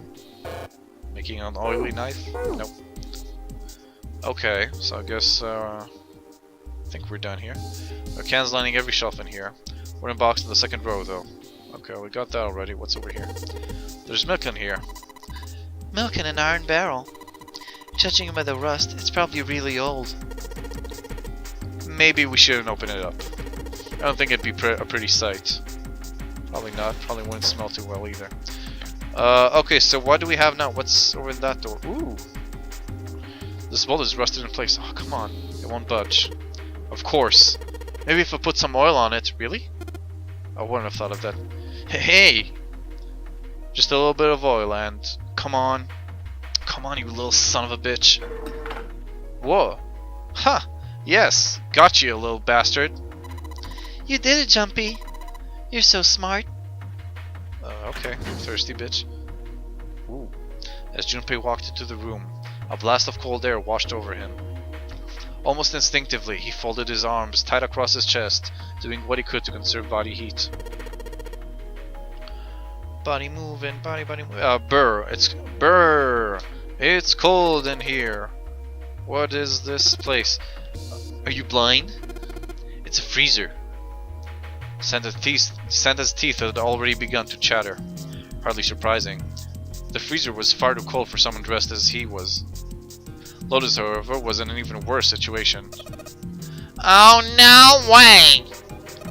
Like a kawaii hentai girl? Yep. It's my dream, Dolan. Too. Streaming is basically just an excuse for me to talk like a kawaii hentai girl. In public, I mean. I do it by myself all the time. That's way too cold for me. I'll freeze solid in seconds. Sorry, but I'm afraid I'll have to pass on this one. I'm going to leave the rest to you. And with that, she ran out of the room. As Lotus left, June came in. Yep, them nips. Whoa, it's really cold in here. White puffs of steam hovered in front of their faces as they talked. June had already started to shiver. Hey, you don't need to be in here. You had a fever just a little bit ago. You should stay outside, we got this. No, I'm fine. My fever's gone now. But Junpei had scarcely opened his mouth when the thunderous sound of metal upon metal rang from behind them. In unison, they spun around to find that the door they had only recently come through was closed. Mathak? I haven't seen Mathak in a long time. Junpei rushed to the door. Where is he? Is Mathak still around? Desperately, he grabbed hold of the doorknob. Ow! It was cold, beyond cold. Merely touching it was painful. The doorknob had been frozen solid. They quickly deduced that the pipe next to the door had been ruptured. The wounds are too fresh? Wow, why don't I know here? About Mathak. Water released by the rupture had hit the door and frozen instantly. Santa shoved Junpei aside and pounded against the door. Hey, Lotus! You're out there, right? Open the door! She wasted no time in responding. What do you want? What's going on? He was the chosen one? The door won't open. Try opening it from that side, please. Was meant to bring balance to the streams. Fine. If you say so. Hold on. Soon they could hear Lotus on the other side of the door.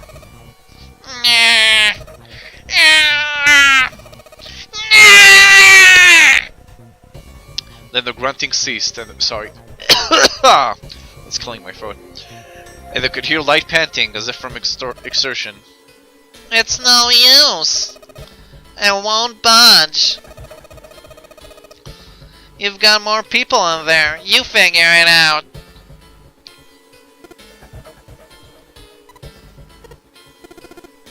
God damn it. Santa was shaking like a newborn deer. June was hugging herself and was shivering violently. No, actually, Mathak used to be here. I think maybe around D-pad era? I'm not sure. Even Junpei, with the heaviest clothes of any of them, was clearly feeling the cold. With every breath they took, they could feel the cold working its way deeper and deeper into their bodies. Anyway, let's find a way out. If we don't get moving, we're gonna be permanent residents. 2 heads are better than none. I'm sure we'll figure something out. Yeah, you're right. Let's just take a good look around this room, okay? Right. They pushed in close to one another and began to search. Hug her? Yeah, I should have hugged her. Okay, let's start looking. What's that? This thing's frozen solid. This pork? Yeah, seems like it. What's this thing? It looks like a tag or something. A chunk of pork. With a tag on it? Does the tag say anything? Jumpy, there is a slip of paper in that. Is there a slip of paper in that meat? I think there's something written on here, but I can't read it like this. If you try and pull it out, it'll probably rip. You need to defrost that. But don't think we're gonna be doing that in this room. Okay, then let's keep looking. It's up there, nothing. Over here, over here. Everything's frozen in here. It doesn't look like there's anything else interesting. He betrayed us? What, did he go to like IG or something, Dolan? The shelves are covered with frozen food, nothing special about that. Anything else around here? Guess not. Huh. Dry ice. Okay. Junpei picked up the dry ice with his sleeves so as to avoid burning himself. Dry ice is just frozen carbon dioxide, right? Yeah, it is. I wonder how warm it has to get for it to turn back into gas again. Hell if I know. How's that gonna help us anyway? Oh well, I figured we might be able to use it to get out of here. They were about to move when June spoke up. Carbon dioxide sublimation point is minus 109 degrees. Any warmer than that it'll turn into gas. Any lower and it becomes a solid. Junpei looked at her, dumbfounded. How do you know that? I think you have to say this is interesting in order to get the best ending? What do you mean? Tee, despite my looks, I'm the queen. The queen of the queen of random knowledge. That's real dumb. Okay, well, good thing we know that. Looks bad to mess up when you're showing off. Oh, you're so cold. Your mouth's going numb. Yef. What's Dwight? You're just doing that on purpose, aren't you? June giggled and did her best to hide her guilt. At least she was still feeling good enough to joke around, Junpei told himself. We did. We loved him as a brother. He was meant to be the chosen. June confirmed Boxy, totally. Wow, Boxy. That person exists. Come on, guys. Don't you think that's kind of weird? I wonder why it doesn't turn into a liquid first. Santa was now shivering at an astonishing rate, but his curiosity seemed unaffected. Junpei, however, was not in the mood to discuss science. So I guess it did strike me as rather odd. Is that what you're saying, Gugolf? So I gotta say this is interesting. Okay. Just to be sure. Also, it's good to save once in a while, you know. Okay. It did seem rather odd to Junpei, and he couldn't help but think about it. June answered. But it can turn into liquid. Carbon dioxide turns to liquid if you put it under high enough pressure. But at 1 atmosphere normal air pressure, it wouldn't turn into a liquid, right? That's right. Instead of melting, it'll do what's called sublimating, and change immediately from a solid state to a gaseous one. See, that is weird. Why is a liquid between 32 degrees and 12 degrees? How do teenagers know that? Or young people? So why isn't that the case for carbon dioxide? June replied with an answer that stunned both of them. There's a kind of ice that doesn't turn into liquid when it goes above 32 degrees. Huh? I heard about it. Its melting point is 96 degrees. Ice with a melting point of 96 degrees? You mean there's water that freezes at 96 degrees? Yeah. Well, you could also look at it as ice that won't melt until it's 96 degrees. Yep, not suspicious at all. Maybe everyone is zero, and everyone is like having something. Everyone is tricking me or pranking me or something. Oh, Judgment! Good to see you back, buddy.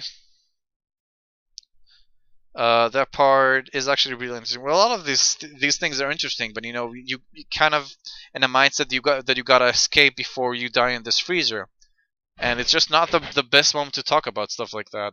So it's just weird. I'm pretty sure they mean Fahrenheit because Celsius. Well, because Celsius makes sense, and they said something about between 32 and 212. And water in Celsius water freezes in 0 degrees and boils at 100 degrees. So everybody had a collective stroke after agreeing to gas Junpei and kidnap him.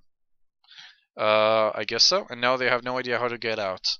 No, they're pretending to golf. That's what I'm saying. Water that freezes at 96 degrees, ice that won't melt until it's 96 degrees. Junpei was cold as hell, but this was too interesting to ignore. He did his best to warm up by rubbing his arms and stamping his feet, then put the question to June. So what's this ice with a melting point of 96 degrees called?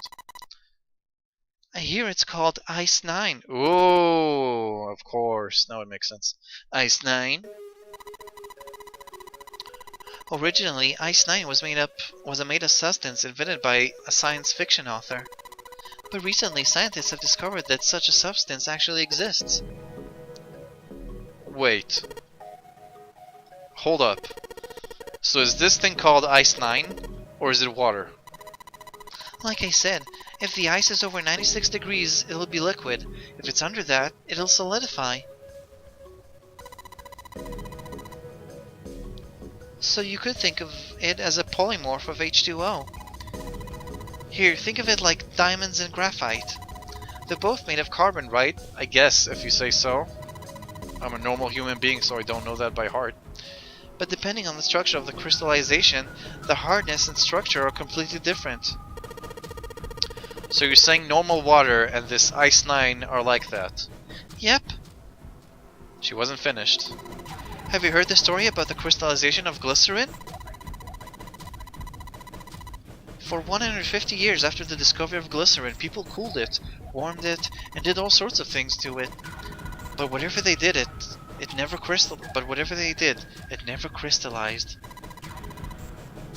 However, one day in 1920,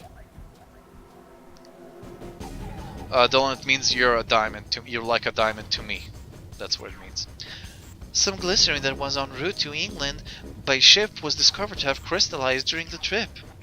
Naturally, scientists worldwide wanted to research this new crystallized form of glycerin and began asking for samples of the seed. Jodman, are you still here, man? Well, what's up? How are you doing? At least the sequel fixed this by dumping all the ridiculous random trivia on one character with obvious Asperger tendencies. Well, that's good, I guess. A seed is, of course, a sample of original crystallized substance. With a seed crystal, further crystallization of glycerin. Oh, that last line is a thing from a book called Cat's Cradle. Oh, it's from Cat's Cradle? I didn't know that. By Kurt Vonnegut. Good to know. Cool. How was your day, Judmoon, by the way? I feel like I gotta ask since you keep coming back, and I'm really flattered, first of all. But I don't know. Up to you. Only if you want to talk about that shit. With a seed crystal, further crystallization of glycerin would be a simple matter. Oh, hey, that sensei. However, something very strange happened. Yeah, Golf Joe does know his shit. A big Vonnegut fan, I suppose. Not only did the glycerin encouraged by seed crystals begin to crystallize, nearby samples did as well. It didn't end there. After that day, all glycerin in the world began to crystallize naturally when cooled to less than 64 degrees. Is that true? What? Before that day, no matter how glycerin was cooled, it refused to crystallize. This sounds crazy. I'm doing really well, Jodman. I'm feeling way better than the last couple of streams. I think that cold is almost behind me. Had a pretty good day too.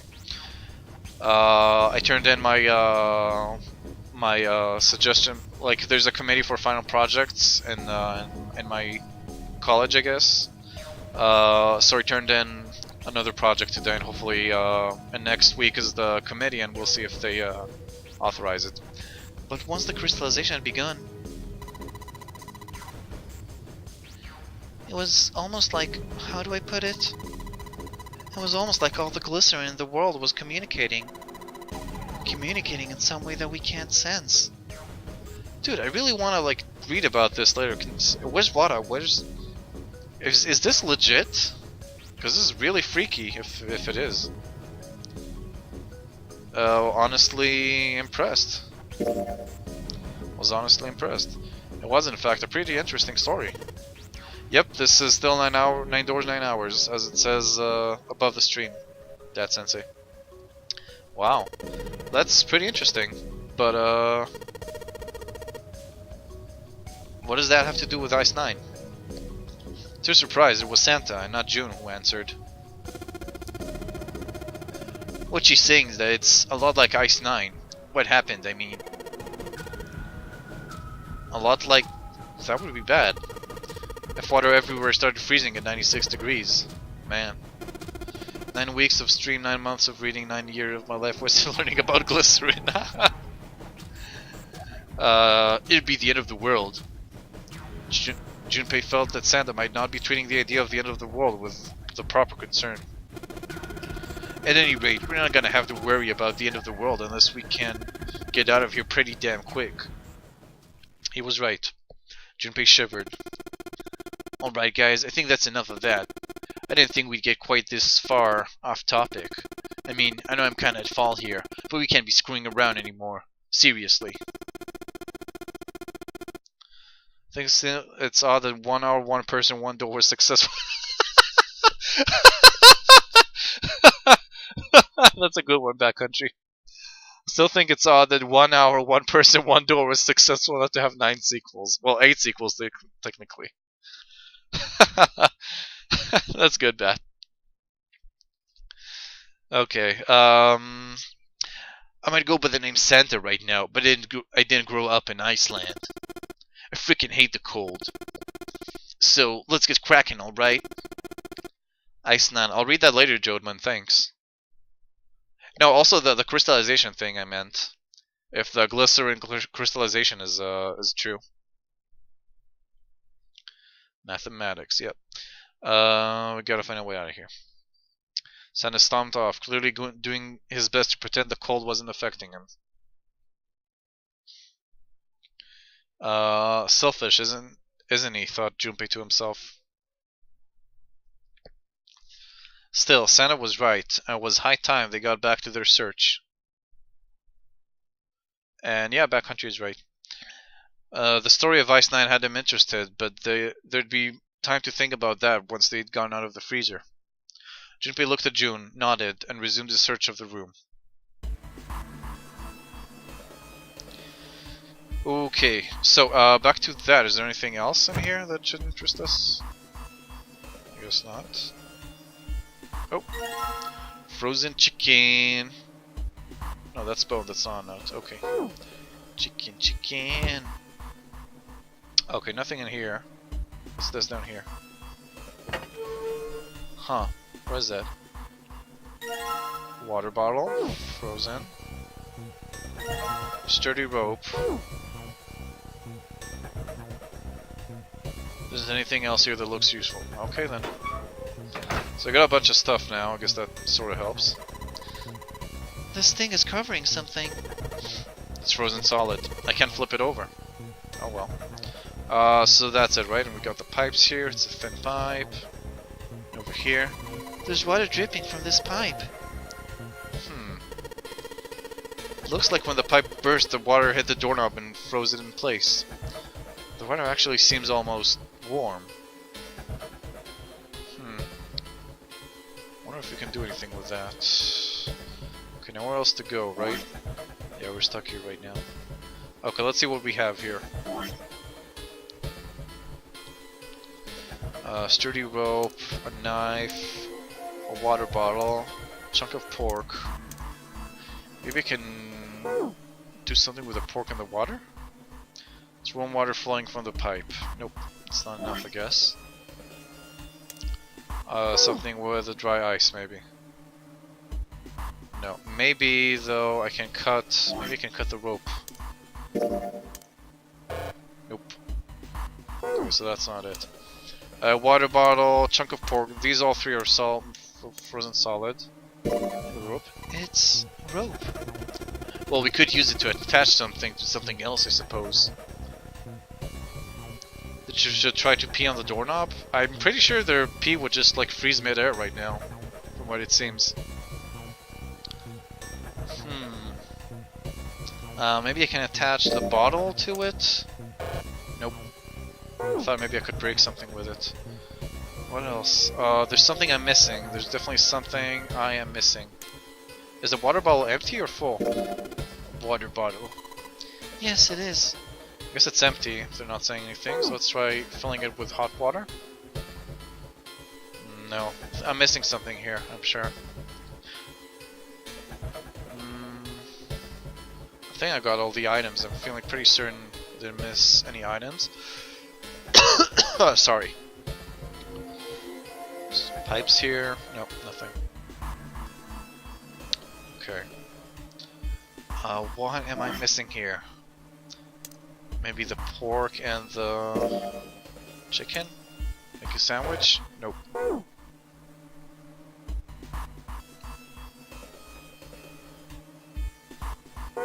Let's see. Anything else in here? No good. I can't hit it hard enough to break it. Maybe it just needs more of a shock, you know? More of a shock. More of a shock? Water bottle? Ice surrounding the doorknob. I don't know, something with a rope maybe? Dry ice on it, maybe I can freeze it even more. Ice surrounding the doorknob. Hey Junpei, didn't you find some dry ice earlier? Yeah. There's warm water coming out of that pipe. I tried that! Warm water and dry ice. What do you think would happen if we put the stuff in the sealed container together?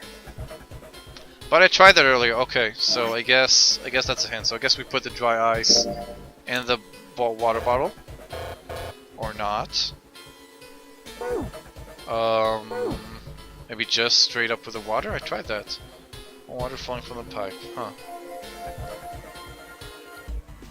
Let's see. Wait, what did you say again? Let's start off by putting the dry ice into the water. I did! I tried that! But the dry ice is too big. Well, you gotta figure out a way to make it smaller then, don't you, genius? By heating it up? Or by cutting it?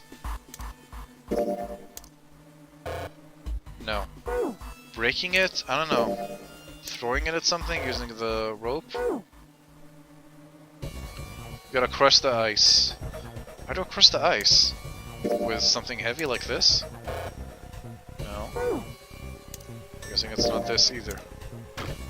Oh! So this does work, but the other one doesn't. Okay. Oh, that's stupid. The dry ice is too big to fit in the bottle. Okay. Ice is all in pieces now. Dry ice crumbled. Now let's put it in the bottle. Well, that was really stupid. I'm gonna put these pieces of dry ice into the water bottle. Water bottle with dry ice in it. At first I thought it had water in it. It's only safe to assume. Because it didn't say it was empty. But whatever. June's head. That would have been fun. I wish. Okay, so we got that. And now we need to use it with hot water. There's warm water flowing from the pipe. Yeah, but that's what we wanted to use, didn't we?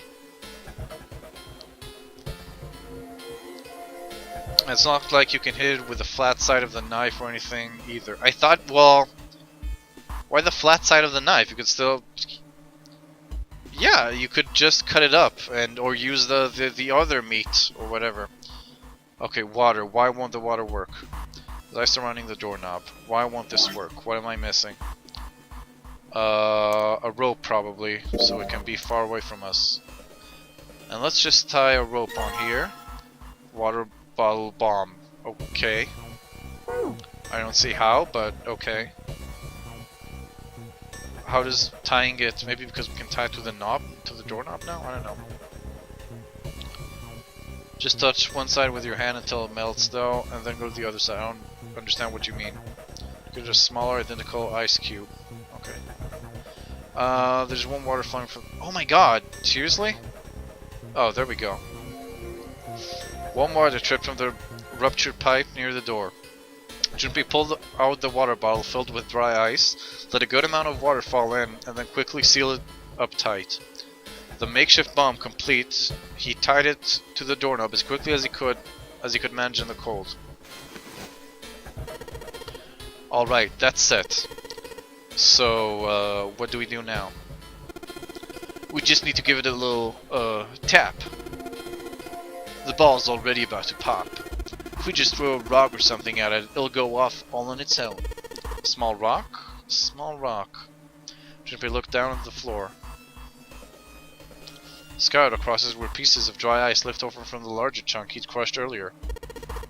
Alright, this ought to do the trick.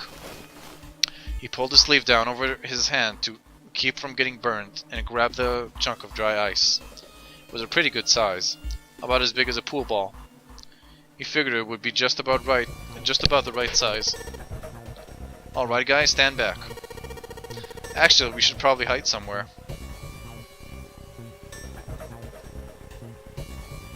Both Santa and June looked at him with new concern. Where exactly do you expect us to hide, genius? In the basement, obviously. There isn't really anywhere big enough. Yeah, there is. Look, right here. We can hide in there. Well, we were in there just a second ago. Junpei pulled open the door to the small cellar. Nice one, backcountry. Come on, get inside, quick. Santa and June nodded and jumped down into the hole. Junpei quickly followed.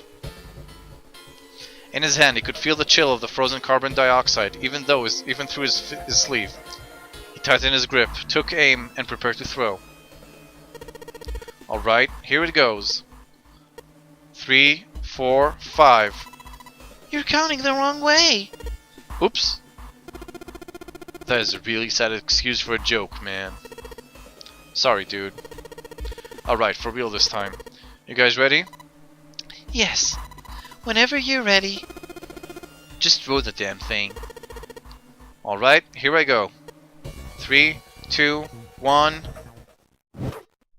Junpei threw the chunk of dry ice as hard as he could. With the same motion, he ducked down into the cellar with Santa and June, just as...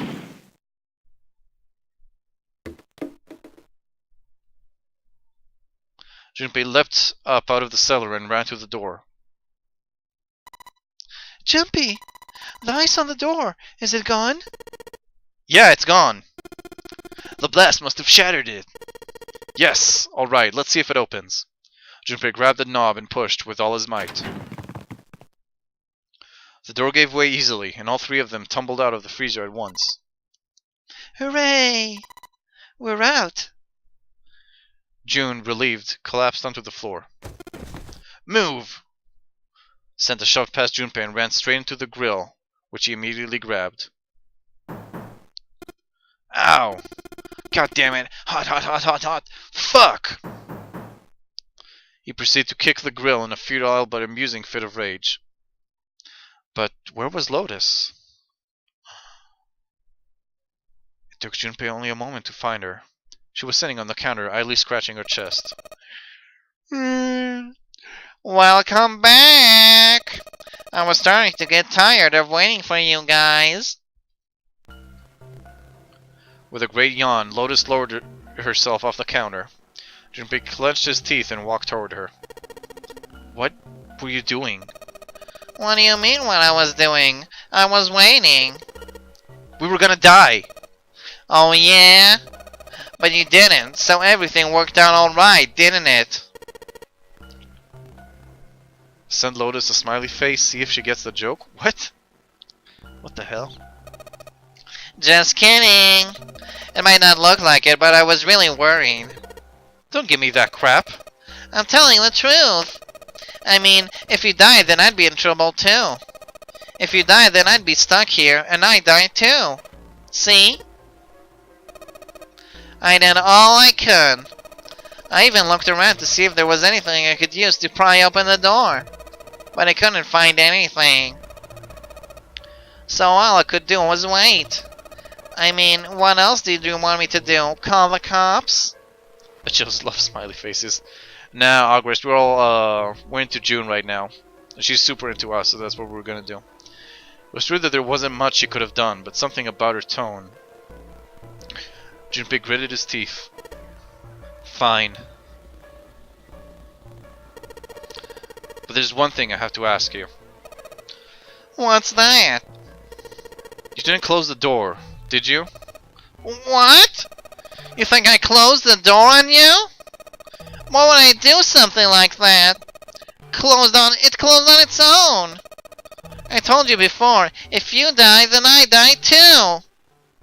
She was right, and Junpei knew it. Without them, she'd be in very serious trouble. It seemed that an accident was the only explanation for the door's closure. Or was it? If Lotus had really wanted to kill them, all she had to do was bar the door from the outside. And she hadn't. Well, she hadn't done anything.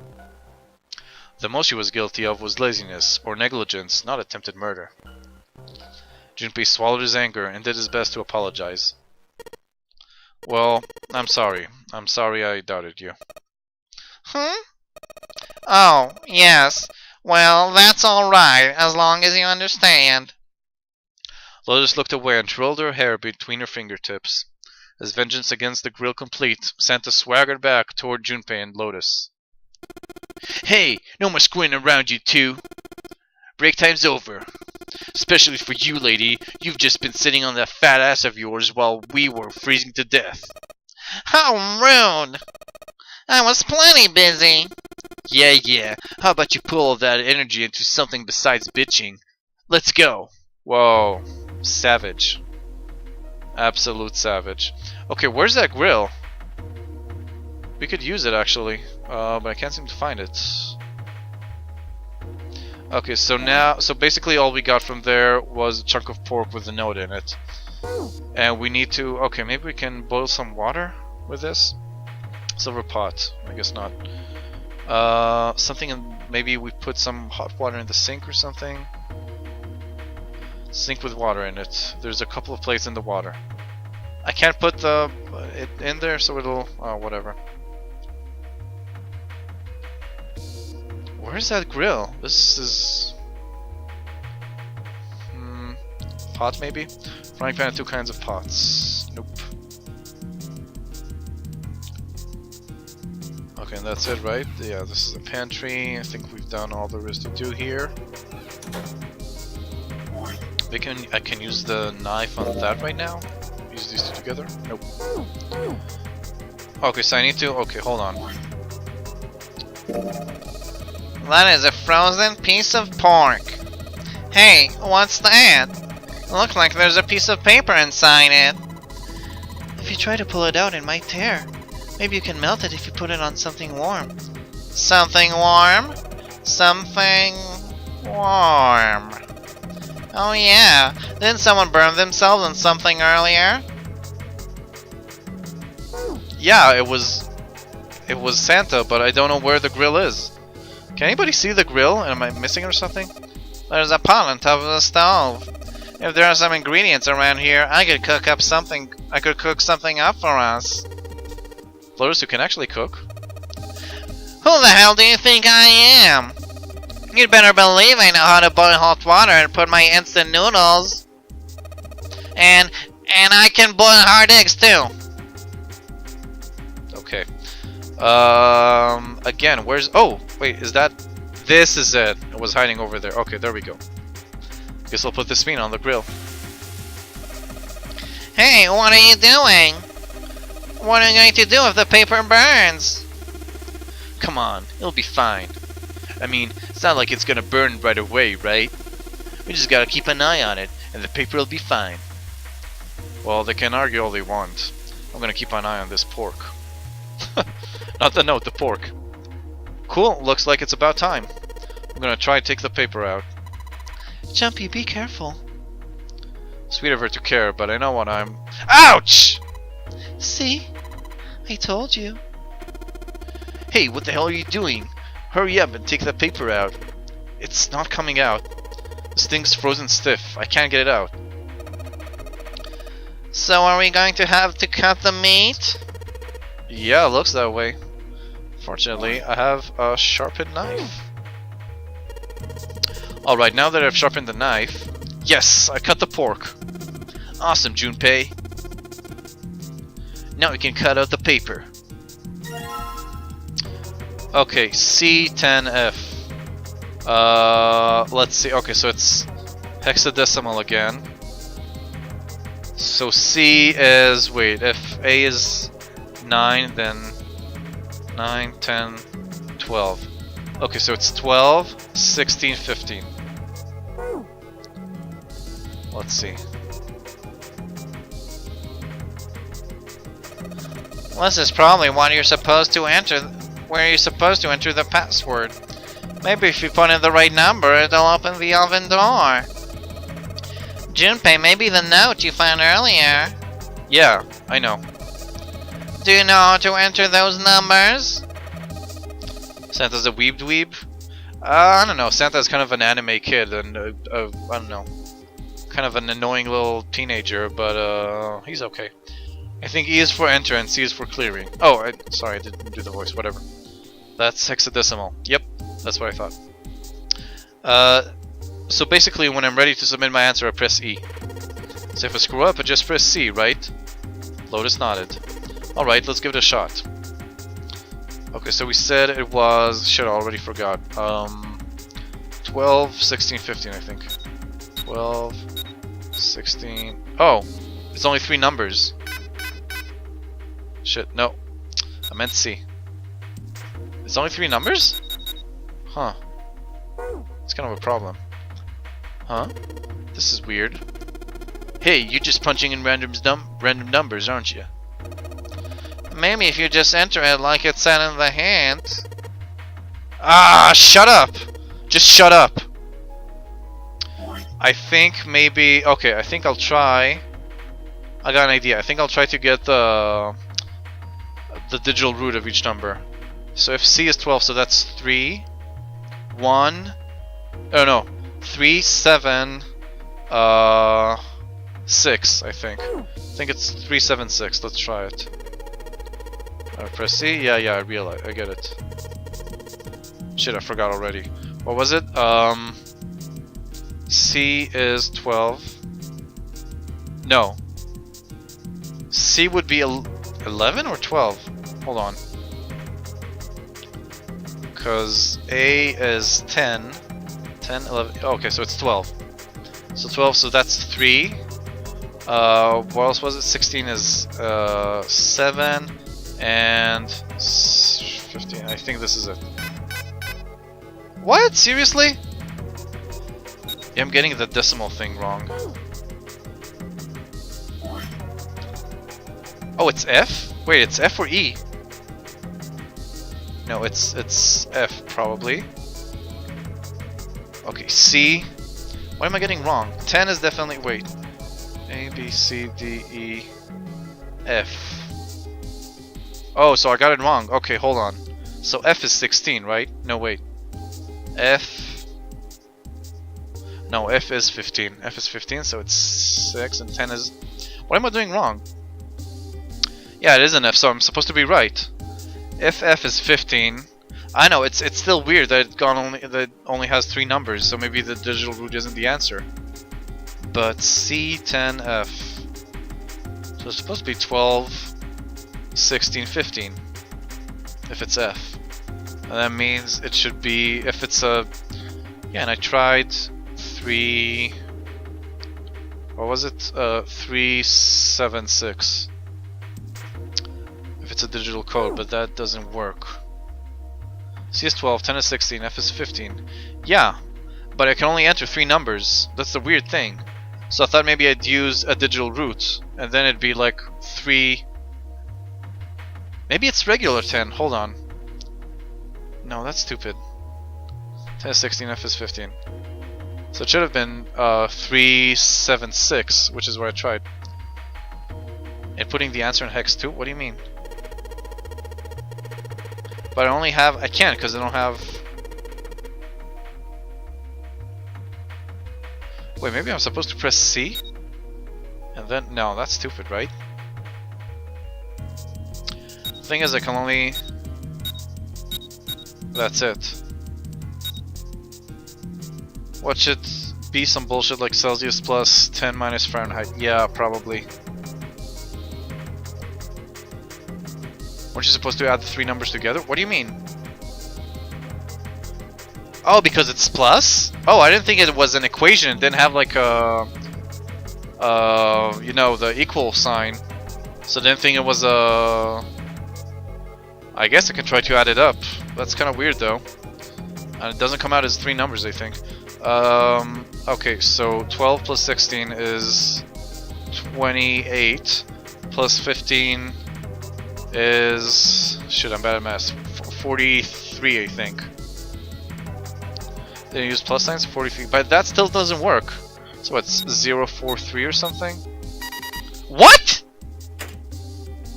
Oh, come on, okay. I get it, but the plus signs were kind of stupid. I mean... Fine. I mean, fine, but it didn't have the like the equal sign, so I wouldn't have thought of it. Anyway, thanks, Good Golf. Sounds like metal is falling. Well, I guess that went well.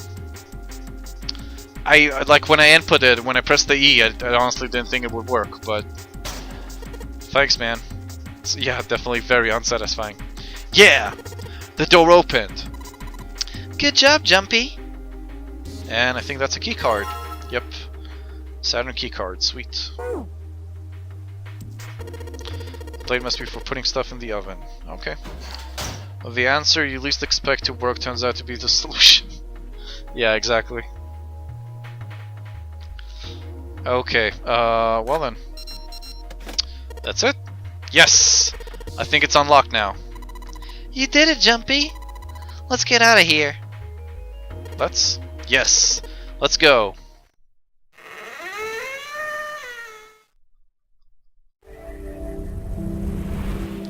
And I found it. Swear some of the extra hidden puzzle solutions in VLR were such freaking fucking bullshit. I bet. Okay, they stepped out of the kitchen and into a hallway that looked rather familiar. A metal grate stretched from wall to wall. Beyond it were 2 elevators and the entrance to the kitchen. They had entered the kitchen from one door and come out the other. That meant their map of the ship's interior was accurate. They laid the map out in front of them and began to discuss their next step. There were 4 possible routes. A, B, C, and D. First, A and B. A and B both seemed to connect to an L-shaped room. However, the 2 doors that led to the room were both locked and could not be opened. Next was Route C. This goes all the way to the main staircase. That means it's door 5, one of the numbered doors. Then do you think we would meet up with the other 4 after this hallway? No, I don't think we will. Why not? Look, there, by the stairs. See how the gate is opened? Oh, they're more advanced than us. Well, we went into the kitchen and it was closed. But it's open now. What do you think that means? They opened it. Most likely. Then if we take Route C, we're going backwards. That would be pointless. Then that means... Oh, sorry. Then that means... All 4 looked at the map. They all looked at the staircase, its lazy curve leading down deeper into the ship. Route D then. D it is. Yep, Route D. Then we're set. Everybody needs to say where we're going. They jogged down the stairs until they reached the C deck. Just to be sure, they kept going to check the deck beneath. Yep, just like I thought. Deck D is totally underwater. Just like the bottom of the central staircase. The water gazed back at them, its smooth surface like a great mirror.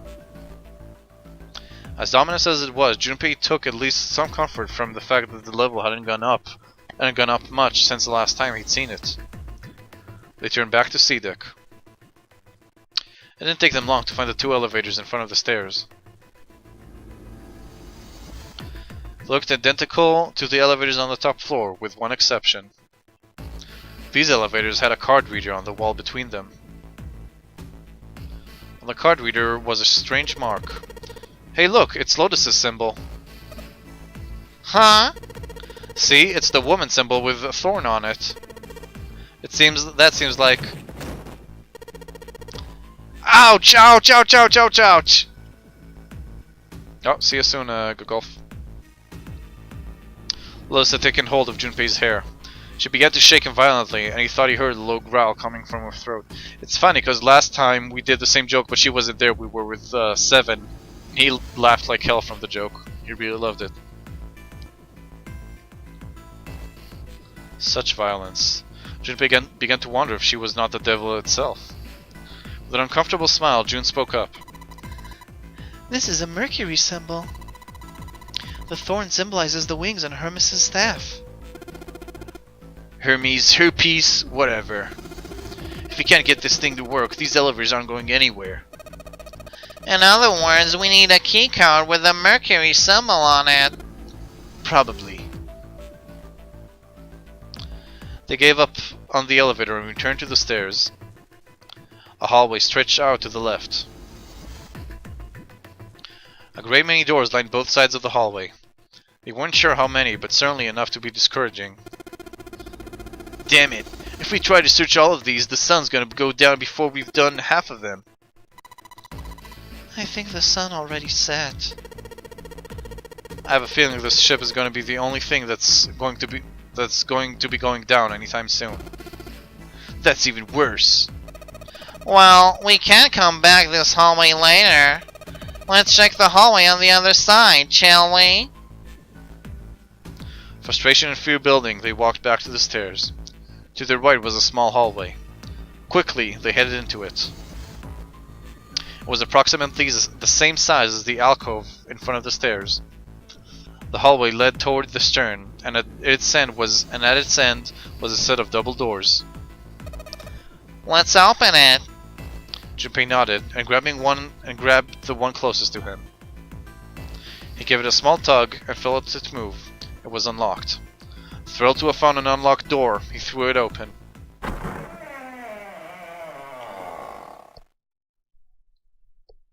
Junpei didn't know what to make of what he saw. Oh, we're back here.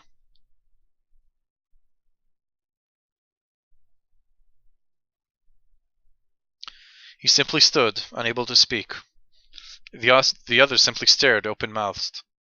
After a few long moments, Santa managed to speak. What the hell is this? A massive room stretched out in front of them, more a cavern than a room.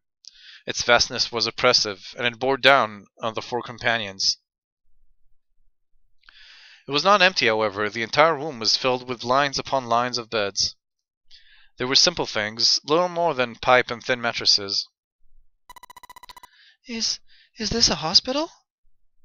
He had at last been able to put a name to the harsh scent that pervaded the room. The room swam with a harsh, biting smell of antiseptic. In the center of the room were shelves stacked with medicine and a number of medical devices, the function of which Junpei did not know. More importantly, however, on the back wall of the room were 4 doors. 3 of them were emblazoned with large single-digit numbers made with thick red paint. The door on the left was labeled 3. The second door from the left had no number, but the third had been given a 7. And the rightmost door had an 8. There could be no doubt they were numbered doors. Just making sure you guys are having fun, right? Both on Twitch and on Safe State Heroes. Just making sure, because it's kind of quiet and I just want to make sure I'm not boring and you'd rather see something else. It did strike Junpei as strange, however, that the door between 3 and 7 would be blank. Should be blank. What, he wondered, could it mean? Okay, Gecko. That's cool. Just good to know. Let's take a look at the doors. Yes, that sounds like a good plan. Junpei headed toward the doors, weaving his way between the beds. He started with door 3 on the left and moved to the right until he reached door 8.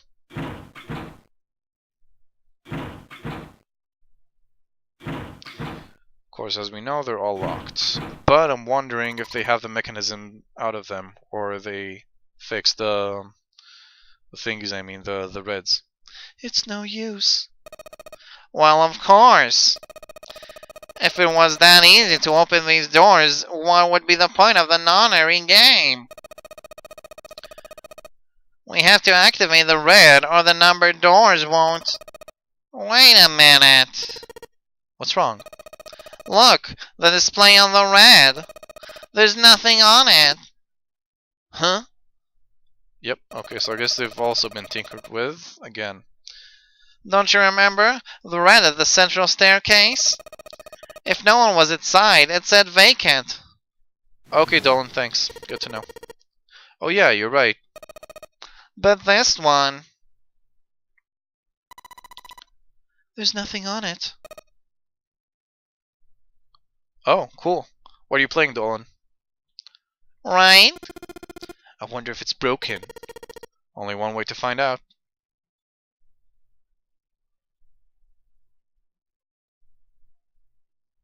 It didn't respond. All 4 took turns placing their hands over the red, but refused to respond. They pulled at the lever, and still it did nothing. As they soon discovered, it wasn't only the red for door 8 that was behaving strangely. The red on door 7 also refused to respond. And door 3 was similarly silent. None of them would respond. What did it mean? Haha, I knew it. They're broken. Zero sure sucks at maintenance. No. That's impossible. You really think Zero, who prepared all of this, would make such a stupid, simple mistake? Maybe, but that doesn't explain why this thing ain't working. It is a good thing to wonder, like, why would Zero... I'm assuming it's Zero. Since we went the other way, I'm thinking it was Zero that sabotaged the Reds. But why did he do that? Maybe he wanted to make sure that, well, he's probably the one that kidnapped... Yeah, he's definitely the one that kidnapped Snake last time. And he did that, partly at least, so we can leave the room. And okay, so he either wants to kidnap Snake or someone else this time, or he wants us to all make sure that we're together, and then he'll kidnap someone just to make us go out of the room so we can reactivate the Reds. I'm assuming. It was that moment they heard a voice from behind them. I believe the bottom of the device has been removed. Oh yeah, he's the one that noticed last time too, I think. They spun around to see... Snake! But it was more than just Snake. Ace, Clover, and Seven quickly filed into the room as well. Although they were glad to see one another, it wasn't terribly surprising that they had. If it had been the other party who had opened the gate in front of the kitchen, it wasn't unreasonable that they'd bump into one another eventually. The rest of Snake's team, however, did look rather surprised. Okay, this is Clover. For anyone who's here and doesn't know about Clover, this is Clover. I was asked to do the screechiest voice, the squeakiest voice I can do for her. So lower your volume, anyone who has speakers or headsets or whatever. Okay, fair warning. That's it. How? How'd you guys? How did you end up here?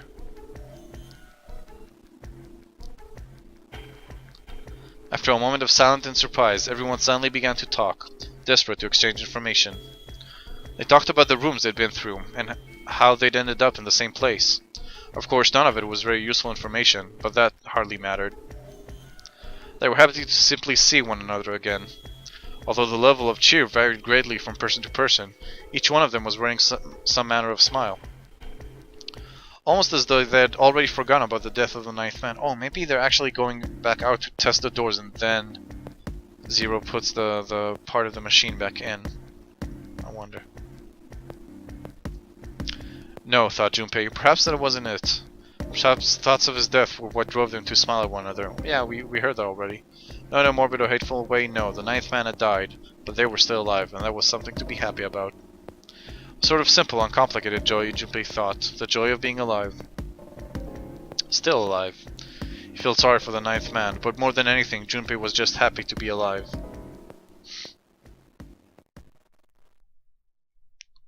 Yeah, we still don't know who the ninth man really was. We know he had some connection with Ace, but there you have it, our half of the story. His part finished, Ace fell silent. For a moment, Junpei was silent in thought. Then he spoke. Okay, let me see if I've got all this straight. When you guys got here, the bases for the Reds were already gone. And you looked all over the room, but you couldn't find anything. Oh, okay. So you figured that there might be something in the hallway with all the doors. So you went and had a look? Yeah. And while you were looking around, you heard voices? So you followed the voice and came back here? The voice and came back here. Indeed. That was how we found you. Junpei examined the three Reds again, just in case.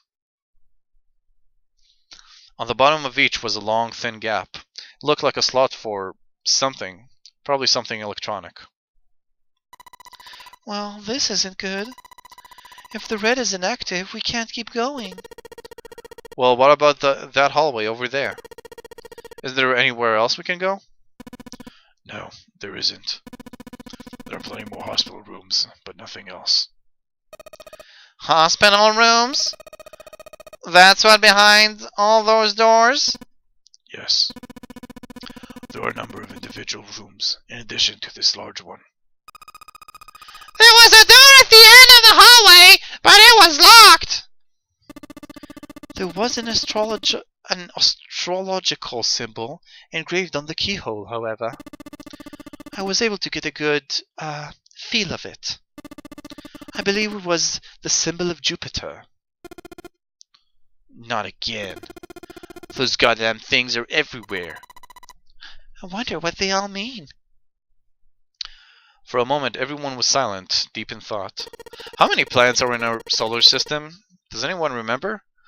Before and after Pluto, because I wonder if it's 9. I got some sort of a memory that it's 9, but that it's 9 including Pluto. So I wonder if the game included that, or maybe I'm just completely wrong. I don't know. While we're asking what things mean, what's the deal with this room? Yes, this fucking voice, Dolan. 8 planets? After they removed Pluto, right? So I guess it's kind of a 9, even though there wasn't a Pluto door. So I don't know. I mean, I thought this was a cruise ship, but I can't imagine a cruise ship would have a hospital like this. Oh, so I'm guessing maybe they made the game before Pluto was downgraded.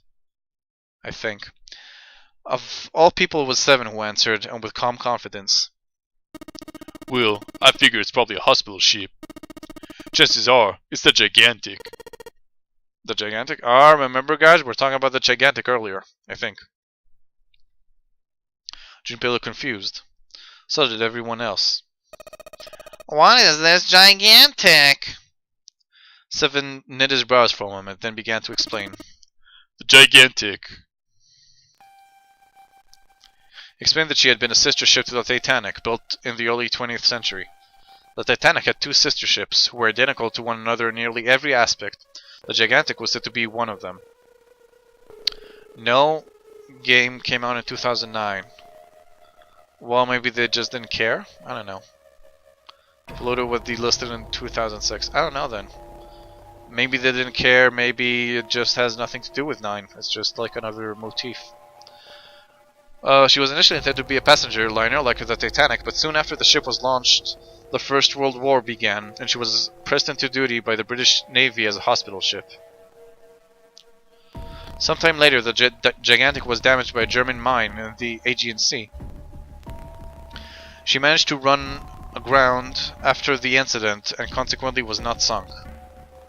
What then happened to the Gigantic after her fatal encounter in the Aegean Sea? One theory ran that a man named Lord Gordian purchased her. Lord Gordian, it seemed, had been one of the few survivors of the Titanic tragedy, and that trauma had turned him into an obsessive collector of all things related to the Titanic. As his obsession deepened, he began to desire the Titanic itself. That, of course, was impossible. The Titanic lay at the bottom of the Atlantic Ocean. The Gigantic, however, had not suffered such a dire fate, and as she was identical to her sister ship, she caught Lord Gordian's eye. So you're saying this Lord Gordian bought this ship? Yeah. At least I think I am. Ah, good golf, you son of a bitch. You got that grilled cheese. That's impossible. No way we're in some boat that's almost 100 years old. Pipe down. Just pay attention. What, that's it? Well, have you got any proof? Proof? Proof that this ship is really the Gigantic. Well, this ship's got stuff that's like the Titanic in a hospital ship. So I just figured. Oh, for goodness. Don't tell me that's your only reason. No, I've got more. Like? Well, I mean... Seven looked around desperately, doing anything to avoid meeting Lotus's piercing stare.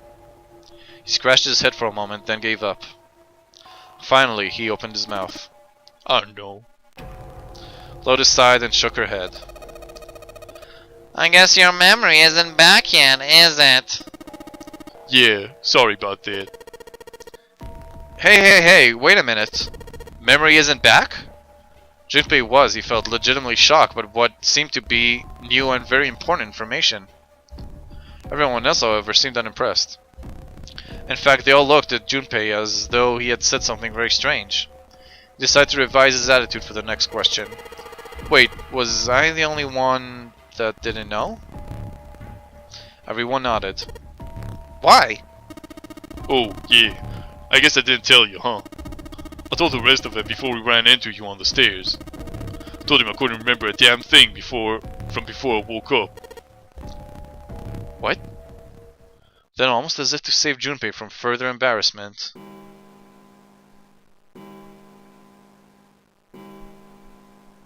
a bell began to ring from far away. It sounded as though it was the clock at the main stairway. Junpei counted each chime carefully. 10, 11, 12.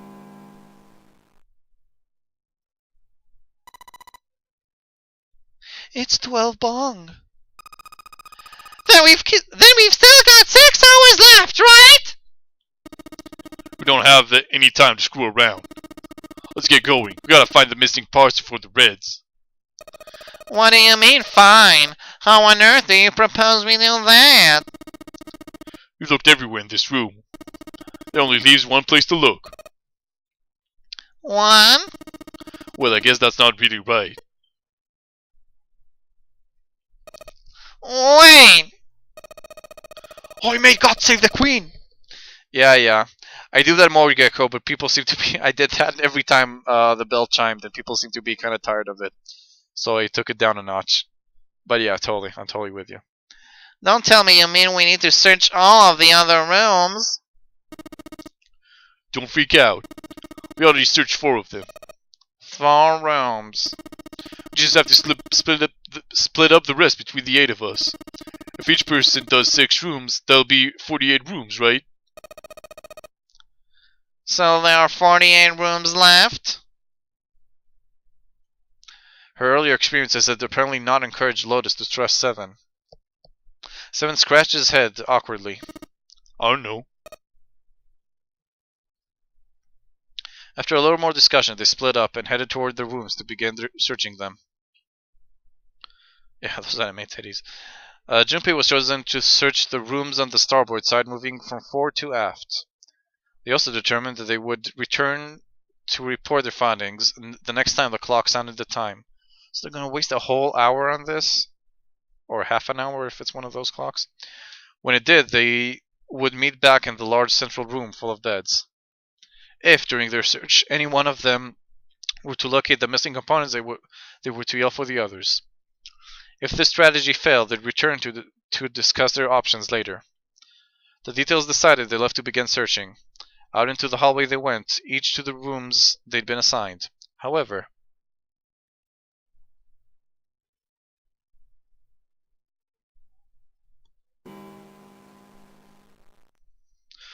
from far away, Junpei heard the bell ring.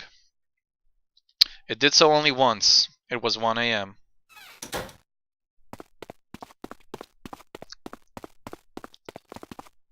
Is this the part where Snake gets kidnapped? Yeah, he doesn't come back. That's when he gets kidnapped, I guess. He jogged through the entrance of the large hospital room to find 6 of the others already there. Ace, Santa, Clover, June, Seven, and Lotus. And supposedly this is also the time where Ace murdered Guy X. So we know that happened, but we can't do anything about it. They had gathered in front of door number 8. Or perhaps, to be accurate, they had gathered in front of the red next to door number 8. Had one of them found the missing piece? What happened, guys? It was June who answered him. Jumpy, look! She was pointing at the red. He pushed through the others until he stood in front of it. Immediately, he knew what she had meant. The display on the front of the red read vacant. Junpei sighed. Come on, guys, who was it? I thought we were supposed to yell if we found it. Okay, apparently it really was Zero, and he did it so that Ace could murder Guy X. I think. Well... Junpei wondered why she was hesitating. The others looked as confused as June, but kept their mouths shut. It's almost 3 bong. What the hell? What is up with you guys? They all knew something he didn't, and Junpei wasn't about to leave things that way. Finally, Lotus frowned and spoke. Well, that's the thing. We don't know. You don't know? When I got back, it was already like this. There was no one else here. That means I was the first one back, but the missing parts were already back in the red. Junpei looked at the bottom of the red again, just to make sure. The slot that had been open at the bottom was now covered with metal. Clearly, whatever had been missing had been returned. What about the other 2? They're the same. Junpei quickly examined the other 2 boxes. Satisfied that they were also repaired, but still very confused, he returned to the others. Alright, I just want to be sure here. Nobody has any idea what the hell happened here, right? Ace and June nodded silently. Seven raised his hands as if to say, not me, and Santa just shrugged. Only Clover lowered her head and did nothing. Huh? Wait a minute. That was when he noticed. Where's Snake? Junpei swept his eyes across the room a second time, but Snake was nowhere to be seen. Does that mean he found them? The redhead? Oh, you were gone, I guess, disciple. You're gonna want to lower the volume when you see her, because her voice is very screechy and loud. I have no idea. Oh, I bet you don't. There's nothing to suggest it, but nothing to suggest he didn't either. I don't suppose we'll know until we can ask him in person. Well, whatever he did or didn't do, he's pretty damn late. What the hell's he up to? Maybe he's lost. Yeah, well, that seems likely. Dude can't see. I don't know how he gets around in the first place. Clover raised her head. Volume, guys, giving you fair warning, you whiny bitches. No! That's impossible! Suddenly she was shouting. Yeah! My is blind, but he's got really great hearing. He can get around as well as anyone who can see. So he couldn't get lost. That's impossible. Clover had started to shake, and the knuckles of her hands had gone white. She spun around, but before she did, Junpei noticed tears welling up in her eyes.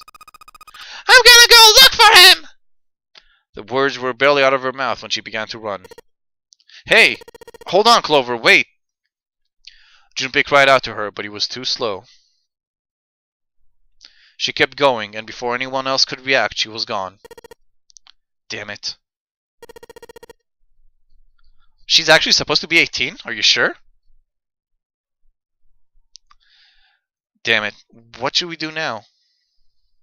Thanks, Dolan. Well, the red is working now. No, we're not leaving 2 people behind. We should go look for them. AP? Well, anyone who wants is welcome to edit it. Or tell me what parts should be on the AP. Or if you want the whole thing, then whoever does the APs can grab it from my YouTube. Oh man, this ain't good. If there are highlights that you think I can do in my streams, let me know and I'll edit them. No problem. Oh yes, what an excellent idea. We just wasted a bunch of time looking for some piece of electronic junk. No, let's waste some more by looking for a couple of idiots. Then remain here if you feel you must, but there's no time. She's 18 in the second non-airy game? What? This is 2027? I'm not sure if this is 2027 actually. I don't remember. No, it's 201X or something, the year. What? What are you talking about, Gecko? You're blowing my mind right now. There was a game before this, or the next game is like a preview? Wait, was she in the first non-airy game too?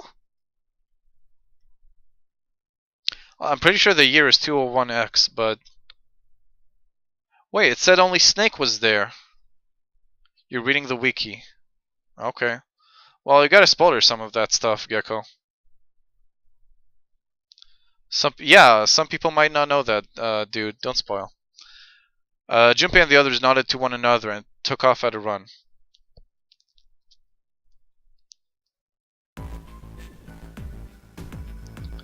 In front of the stairs that led to B deck, they decided to split up. They quickly assigned search areas and went to their separate ways. Soon, only 2 of them were left. Those 2 were Junpei and June, who had been a few steps behind the others. Alright. Oh, sorry. Alright, we should go too. Oh. What did I... Shit, I clicked something by accident. Hold on. Ah, crap. What'd I do? What could I have pushed? By mistake. Oh, pause, yeah. Well, don't pause. Play. Why won't I play? What did I click? Hold on. Ratio filter, update interval, volume separator. Turbo? No, not turbo. Pause, save battery, file, priority, other. What the fuck? Shut up, Chua, you weren't here even. You just got here, back. What could I have pressed? What could I have clicked?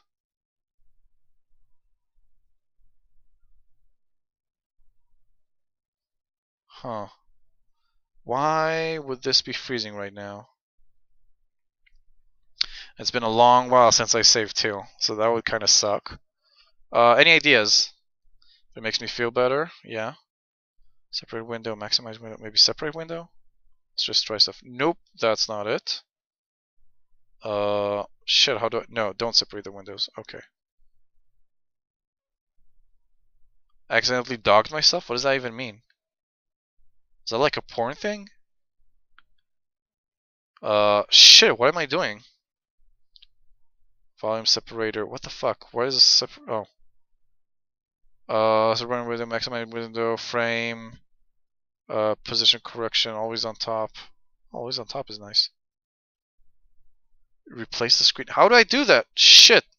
Don't forget to back up your save file before you choose those. Oh, I should? Okay.